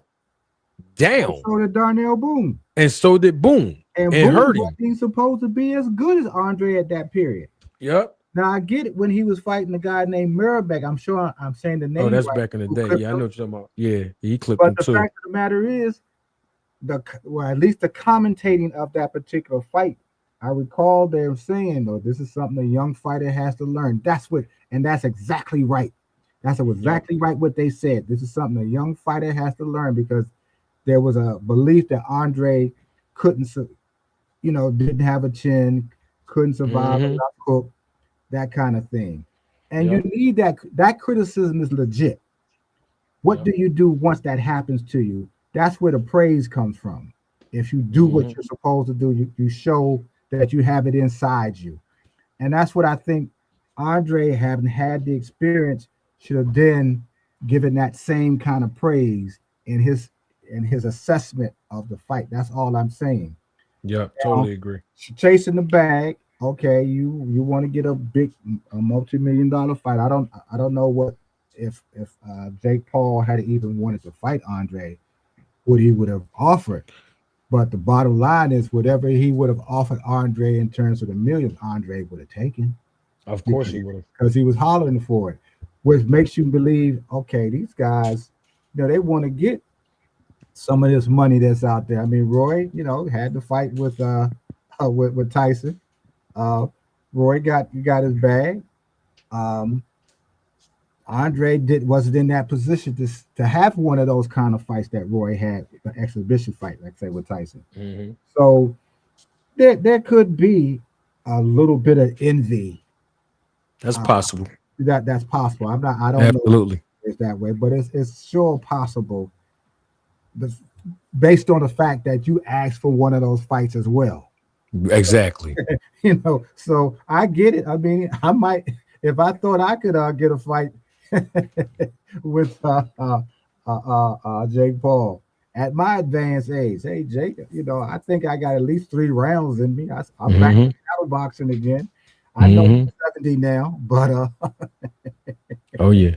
yeah, my wife probably would have tried to keep me from going in the ring, but Of I mean, course. this is definitely our retirement money if I get this. Yes, sir. You better believe it. Mr. Greg, man, I love you guys, man, coming up here. Appreciate everybody coming up. Man, we was 2 hours and 10 minutes and I didn't expect to be this long, but this is what it is, man. I This, love like I what I said, do. this back in the day. Remember Back in the day. You we remember all I'm one of the first content creators that ran a 6 hour show. yeah, and Not on we all purpose, had. but we was doing our thing back then. But you Not know every what? time, but yeah, I want to say this too. Some of the shows, some of the content creators who now have shows, those shows are great, and I support some of them that are going. Like I met 2 Cent on here. Yep, She didn't even have a show then. that's And correct. she's doing phenomenal work over what she's doing. She got a whole network of 4 shows that she got, and the shows are growing in popularity. Oh And the yeah. way that she does it, she's handling these shows very well. I'm so proud of her. Yep. Our Jab Queen, she has a style that's very entertaining, and she's trying to do different things with her platform. Yep. And I met her over here. That's Uh, correct. I don't know if Deem already had a show, but I know I met Deem over here on your show. And his show he's doing this thing over there as well. And there's somebody else I'm thinking of that I can't think of right now. I think no, A&M was already on, they were already on. But what I'm saying is a lot of people that I see on the three, I'm on, of course I'm coming on your show. I'm on over at 2 Cent, Jab Queen, and Dean. A lot of the names that I see in the chats on different shows, most of them I first saw on your show. I appreciate you saying that, Mr. Greg, because you know what? That's true. In fact, you named three, 2 Cent, Jab Queen, and Dean. Mm-hmm. And they all, three of them, publicly and privately, they all have given me my flowers, and they all have shown great appreciation for me opening my platform for them. And quite frankly speaking, their words, not mine. I helped them start their platforms Mm-hmm. from them having the gained exposure from being over here. And it's interesting that you said that. Yeah, And and I think so that absolutely. I always talk about people iron sharpening iron, and I think everybody has used that terminology as well. But I see it in every kind of genre. Of course, we're talking about the YouTube space, but you talk about boxing. At one time, the younger guys who grew into something, were in camps of guys who were big time at the time. For instance, Roy at one time was in Ray Leonard's camp. Mayweather was at one time, he was in Pernell Whitaker's camp. Hmm. And you saw that, and even Larry Holmes, of course, was the principal sparring partner for Muhammad Ali. That's Um, correct. so you saw the iron sharpening the iron that they went on to be as well. But now you don't see enough of that. That's why I'm saying you're seeing criticism. But I want to see Andre go in the ring, go into a camp, or now Roy is doing it. I take Yeah, Roy's around the country with yeah. that. I want to see them do more of that if they want to keep the sport alive. I want to see them motivating some of these fighters. There's some guys I can remember. I know some people didn't remember Derek Spoke Gaynor, who used to be in the camp with Roy Jones. Um, use even Bernard's nephew was in the camp with him at one time. He was starting to do something, but I guess that fell apart. But you just want to see young guys come on to some kind of tutelage with the older guys who already did what these young guys trying to do or are about to become. You want to see that, and not just in boxing. You know, I could use a whole lot of different genres. I could talk about the fashion business. I could talk about Yeah, sales business. yeah, That universal. those kind of things. You just want to see that happen more. Oh yeah. And for what you've done, I mean, because I remember when I came to you, when I first came on your show, I was thinking of doing the same thing you was doing, but you was already on it. And I said, sit down, because he knows more than I do. Let me, because I'm never going to be one who can't learn. I Yes. love that. And so I said, let me sit down here. And then I saw other people coming on who went on to do what you're doing now. The three I just named, they got they're very consistent with what they're doing, and a lot of them are growing very well. So I just hope that if you're back, you back outside. I'm outside. Tricks up your sleeve. You can create some shows, because I mean nobody was doing nip it in the bud and what's the other one was the Truth hurts. hurts. Yeah, creating something for fans was something I think that was very new at the time. Yes, it was. Matter of fact, nobody wasn't doing it. Nobody was doing it. Nobody was doing it, and I think people have to. I think they have learned to create something that the fans want to, because people want to talk about boxing. They want to talk their talk. They want to get their bars off, as they say. And you create a space. You created a space for them, and these three have done the same thing. So it's great that they've learned something and then gone on to do their own thing based on some of the things that they've learned over here. Absolutely, it's always a great thing. You're always going to feel good about, hey, okay, they going to really roll. But I'm glad that, when you're an older person, male or female, it's very, very, very satisfying that whatever that you had that you could give to someone, that you gave it to them, and they took it and they ran with it and did something, and you can just smile. Okay, I've given back. Because somebody came over to me and supported my show. Yeah, I gave something back. That's what you leave. Those are the things that you leave. So if you're back, you're gonna be back on your platform, and you got some new things up your sleeve. The entertainers. I think I was on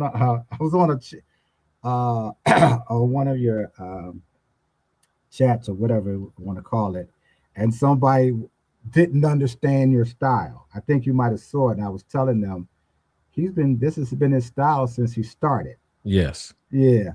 And they're like, well, I don't need all. I said, no, if you don't want that, this is not, I think I might have said You did. I saw that. I know what I said. Yeah, I saw that. Trying to let them know. Yeah. Everybody has a style.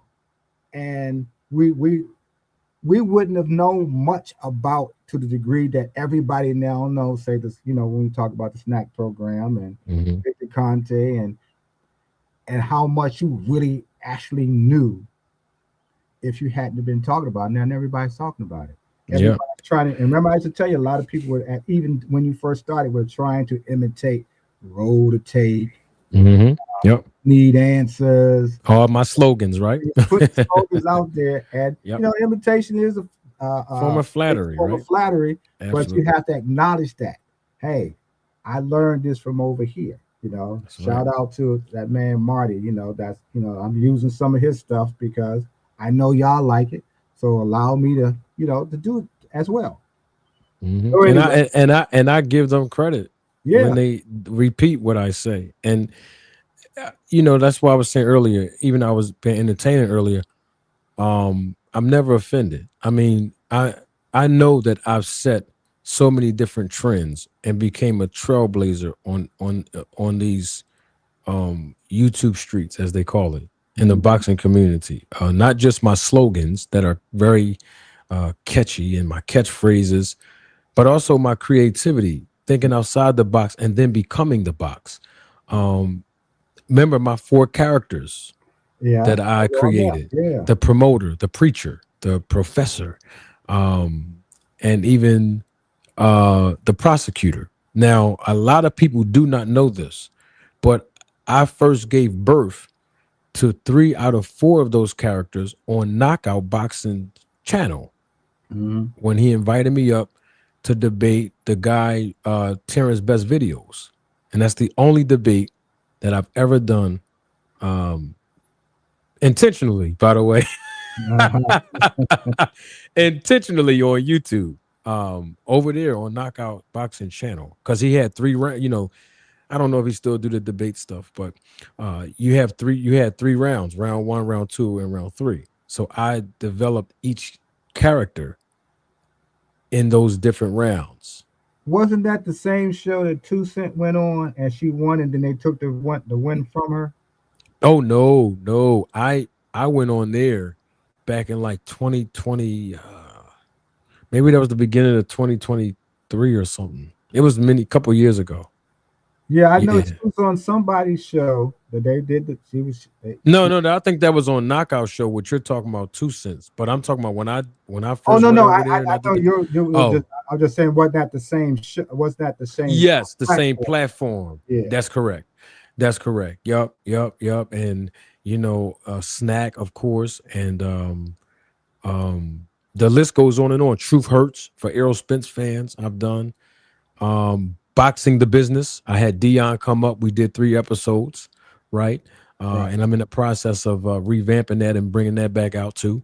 I'm always thinking outside of the box and then becoming the actual box. Well, You know, definitely with all absolutely. with all this, with all these machinations going on with Zufa and all the other moving parts that's taking place, you got to examine the business that's behind that. It's a good business, a bad business. Oh yeah, How is it going to affect? So, if there's somebody doing some in-depth analysis of it, as opposed to just being emotional about it, um, that's needed because everybody has everybody's now trying to analyze the business without actually understanding the business. right. I And see a and lot of you see a lot of it. And here's the thing, and I have to say this: the people who are content creators who understand the concept of the business of boxing, that. I Hmm. can assure you, if they've learned it in the past 3.5 going on 4 years, I can assure you of this, and the audience that's listening to me live in the replay of this live, they all learned it from me. Yeah, I think so. I think because nobody was paying that much attention to it, so they were They just didn't rolling know. the dice. Nobody had the knowledge. They you were know, just rolling the uh, dice, guessing. everybody, I remember the time when I first came on here, which made me create the lane to start the channel to break down the business of boxing. People didn't understand about um, purse splits, pay-per-view splits, Hmm. how to calculate um, the pay-per-view buys, just to give a reference to how it works. Ancillary rights, sponsorship, boxing trunks, and boxing robes being uh, peppered and leather, peppered and even stitched with endorsement logos and Hmm. companies. Nobody talked about that. No one talked about with the red tape and the blue tape that was wrapped around the wrist of boxing gloves. What did that represent? I taught all of these things, and I remember those things. In fact, a lot of people don't remember this, Mr. Greg. You might remember I had professional boxing timekeepers come over to explain how the timekeeping process worked during a fight. Hmm. Referees. See, I went behind the scenes, inspectors, and the list goes on and on. And I'm going to continue to bring those things back for my new audience members and even some of my day one supporters like yourself. It has to be taught. The boxing business has to be taught. And the thing about it is, whether people acknowledge it or not, Mr. Greg, the ones that know, they know. It's all good. As long as I can continue to make an impact in the lives of people and transport people from one place to another when it comes to navigating the business of boxing, I'm satisfied if only one person learning. Yeah, I'm going to give you entertainment. I'm going to have voice inflections, facial expressions, theatricals. All of that ties into my presentation to educate and entertain. But at the end of the day, as long as one person is learning about something about this sport or business that they've never known or even learned before they encountered my platform, I'm satisfied, man. Well, So I'm forever grateful. revive. I think if you if you care to think about it, revive some of those points of the things you've taught about, Yes, behind the scenes, absolutely. shorts. But also, I've been telling you, you got to do that compilation of the You funny keep moments. telling me that you got it. All the compilation of all the funny moments we had on the show Yeah, on the platform. Oh man, we got some funny. you Man, we do. had, oh my God, thousands and thousands and You got to thousands, do that man. because we got to laugh at once in a while. And there's Yeah, been some, there's been some real good moments. But definitely do that. But like I said, I'm still trying to get. I told you I'm working on what I was working on. man. I told you, Mr. Greg, Yeah, you I got will my call you. personal number. You call me Yeah, I'll anytime. call you. I got I'm you. almost ready. Okay. And see, I've been looking for a number of years, to be quite honest. I have been looking at that whole sartorial or menswear space. It's a lot of programming out there, Marty. I thought I was a dinosaur for a minute until I started really watching a few years back, and all the stuff that I had, a lot of the stuff that I had learned about, the clothing business and all of that. I'm seeing reviving, and I'm seeing these platforms. I'm seeing guys that there's some guys who I've watched for a while who's doing some great shows on different aspects of it. I'm just want to do something fun. I'm not looking to monetize anything yet. I'm just wanted I got all this stuff. I got a whole what looks like a store that's my dressing room. So let me just have some fun with this and show. Yeah. I posted some stuff on Facebook just to see the reactions. Uh, and that's what got me started. I said, let me do this, let me do that. And so I'm almost ready. I think I need better lighting. But Okay. once I do that, I'll go ahead. Like I said, I'm going to do some show for 15 minutes, 20 minutes, just to do Okay. something fun, put together outfits and things like that, just to inspire people, especially older men, because I've always liked dressing.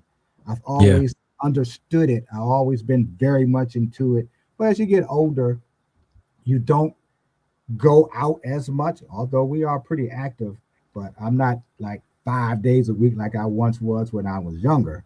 Um, but I want to do that kind of stuff, just Yep. and do something different, and we'll see how it works. But I'll definitely Yeah. once I'm ready to launch, I'll send you what I tested, and Okay. get the critiques, and because I still have to learn how to do all that stuff too. Yeah. Yeah, Yep. so yeah, that's what's going on with me on that. Yes, sir, brother. I'm here for you. Whatever contributions I can make. Same thing I told Dean. So same thing I told 2 Cents. Same thing I told Jab Queen. Yeah. Uh, I, I extend my olive branch to you too, brother. Well, I'll tell Anything you you, need from me, I got you, man. as a matter of 2 cent, the women's show probably is up and running now. Yep. Her and Yep. has Jupe ever been on your show, by the way? She hasn't been on a panel, but I did meet her a little while ago Uh, on 2 Cents panel. okay, yeah, And I Jupe. didn't know who she was, but she knew who I was, and we met right over there. And Yeah, she's a very yeah, passionate, very hmm passionate. yeah, I've heard her 2 or 3 times. I've Yeah. heard her. Uh, She and, knows her and boxing. Key is very interesting as well. Now, Key, yep, Key, Key yeah, Alexander, yep. she's She both does a of them great should be job. on the show right now. All of those women do a tremendous job. Those Yeah, women, they know their boxing. yeah, and that's what Dion too. I like. I Dion too. They know they okay, boxing. I yeah, like when those women. Oh man, those women, all those women, they do a phenomenal job. I'm yeah. proud of all of them. I really am. I'm so proud of all of them. I mean, the ones that I know that I have made a Mhm. contribution to and invest in, really putting them out there and giving them their start. I'm proud of them. I'm proud of them. I I really hope am. one day that all of you are in the boxing community, and especially in this content and platform space, are able to have some kind of convention No, I don't want a convention, Mr. Greg. I told you this 3 years ago, and I can't wait till it happened. I want content creators, and most of them probably listening to the replay. I want to promote content creator versus content creator boxing event. Yeah, all this boxing we talking about, let's get in the ring and fight each other. That's what I want to do. I think it'd be great, Mr. Greg. Forget Actually, it. I like Huh? the idea. I've been saying this for 3 years. I mean, we can have a flower show, but don't listen. That don't bring the cars out, the stars out, and the bras out. What do is fighting. And I want certain content creators to get in the ring and fight. Hey, listen, if Trouble ready. reality TV show guys can uh get in the ring, I'm sure content creators can get on one of these undercards. Listen, listen. We can put our own show together. We have a hand selected team of trainers that we would train 8 to 12 weeks. We get in there like the boxers. 8 to 12 weeks. We get in there. It don't matter what your level of experience is. Now, here's the caveat. If you were a professional boxer already, no, not you. Right. But you can be a part of the show in other capacities.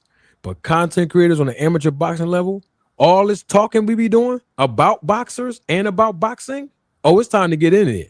I think it's time to drum up that energy for that. Listen, I like to be now. I'm not getting in the ring with nobody. No. You're not gonna get in the ring, Mr. Green. I like to definitely be a commentator. You know, sit at the ringside.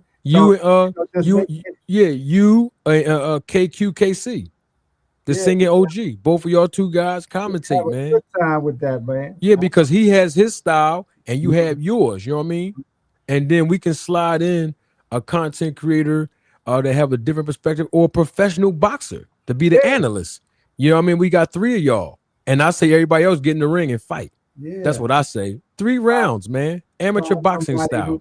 Find a sponsored, a couple of sponsors. Oh yes, I'll do everything. Could be some prizes. All that. I'll promote it all. I'll do all the things the promoters do. I'm gonna have more experience than everybody. You got to be in the ring. You and Oh no. I'm going to promote. No, here's the thing. I want to promote the event and still get in the ring and compete.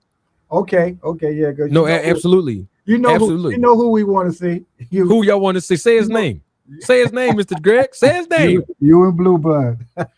Well, here's the thing. I know you was going to say him. Now, here's the thing. Me and Bluebird, we're not in the same weight class, but we can meet at a catch weight. Y'all not in the same weight class? No, what do you like, 2 something? See, I've only seen him on. I haven't. I don't know. I've seen him in person. Live. I've never in person. I've never seen him. Yeah, I seen him in person. Yeah. Okay. See, I thought he was about the same size as you. No, he's a big guy. Oh, I mean, that don't mean nothing to me. It don't make no difference. Now I get in there. How much taller is he than you? I forgot. But you know we do the tall guys, don't you? Yeah. No, I'm just trying to get an idea. I think he's a couple inches taller than me. Okay. Yeah. Yeah. But you know, the bigger they are, the harder they fall. That does happen. Yeah. But he gonna want to commentate. He gonna want to commentate. I know that for a fact. He ain't gonna want to get in there. He can commentate some of the other fights. Y'all got to be the main event. Y'all done already had y'all little moments. Now is Coach Malachi your same size? Have y'all ever talked with each other? I've never met him in person. I don't know. Okay. I've heard he was a shorter guy, but I don't know. Now, he got the biggest mouth. He got to get in the ring too, though. I can tell that he is about your, more so about your size than Bluebird. Now that I start visualizing them, yeah, okay. But all these guys. Here's the thing, Mr. Greg. All the guys with the biggest mouth, they got to fight somebody else with a big mouth. That's what I think, anyway. I don't think. Yeah. We ain't getting there. You got a big mouth. No, big mouth versus big mouth.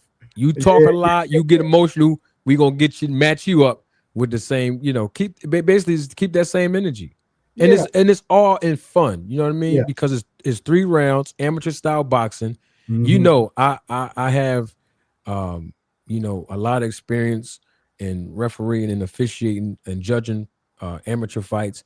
That's a phone call away. When I say a phone call away, that's a phone call away for me to organize an entire event with nothing but judges, timekeepers, ringside physicians, everything that boxing does, and the amateurs and the pros. I know everybody. We can get it done. Live, man. That's We can now. get that done. How old is Fanon? Is he I don't know. closer to I my think age? Or- no, I don't think he's 70, Okay, but I I know don't he's think he's older. From well, I should say I know he's no, I older. don't think he's 70 though. No, I don't But think he's an older guy. the reason why I say that is I've only actually talked directly to him one time because he knew of a family that was well known in DC, and that's how we actually finally talked. But Mhm. prior to that, he didn't believe my last name was Quattlebaum, so he had blocked me because I had said something, and this is back in 2023. So Mhm. I had never talked to him until I think last year, and so it's only been one time. But looking at him, I was thinking now he not. I realize he's not 70 or even in the 60s, but he just looks like he's an older guy, maybe closer to his mid 40s, I believe. And I could be wrong there, but who Mhm. would you match him up with? Who for nine? Who Yeah, would I match for nine up with? yeah. I think he's a tall guy, right? I Hmm. think Fanon's pretty tall. Depending on his weight. Yeah. Like I Depending said, on so you got to do weight classes or meet somewhere, to right. make it fair, like they do in boxing, like we do Yeah. in boxing, like we do in Yeah, boxing. because I don't know a lot of the guys who I know their names, but I don't go on their shows. For nine, I'm basically on three shows that I go on. Jam, mm, Dean's, 2 Cents, and yours. Well, four shows, I should say. Other than that, I don't go on some of the other shows. I've seen them, but I don't go on them. And I don't sit on. I know. Sometimes I do go on. Greg and what's his partner's name? They on AMN Sports, I believe. Angry Man Sports Greg, and Jason, and Jason. Yeah, I do AM like Sports them. Media. Yeah, and those are two guys that could be involved with that too, because I like the way Yeah, they, yeah, yeah, yeah, yeah. yeah, Those I good like guys, man. to conduct themselves with their show. Good guys, But man. yeah, We got a lot of content creators. We can get this thing done. y'all got this got to happen. I mean, this is what 2026. Try to see if you can build it and see what happens in 2027. Unless it Yeah, can this be thing. happen faster than that. No, it ain't gonna happen faster than Yeah. that. But I tell you, but a lot of times, I'll be forgetting about age demographic too, because Mhm. a lot of us are kind of older. You Yeah. know what I mean? And we don't know people's health conditions, and Right. stuff like that. So I get that too. But I will say this: even if we don't do that, I do agree that we should have some kind of annual. Let me be quiet because they always steal from me anyway, Mr. Greg. I'm gonna be quiet. I'm not gonna say I'll call you, Mr. Greg. I'll Okay. call you. Okay. Yeah, because they get the stealing, willing, and dealing when they come to me, man. So I don't want to put it out there and then somebody else started it, But I do think that we should have something where we could have a friendly gathering where it's not, Yeah. because at the end of the day, we share something in common, as I always say here, and that's our love for the sport of boxing. And Yeah. some people don't love the sport; they just love particular fighters, and that's okay too, because it's still making a contribution either way. And we don't have to agree with everybody. We don't have to agree with each other. And here's the thing: we don't have to like each other's perspective, but as long as we all respect each other, that's really what's more important than anything. Because we all grown at the end of the day. I mean, there's no teenagers. Um, I seen something in the chat. I don't want to interrupt my own self, but I am. Sean Zartel don't want nothing with for nine. So my man from Philly said, for nine versus Sean Zartel. That'd be a nice little rumble though.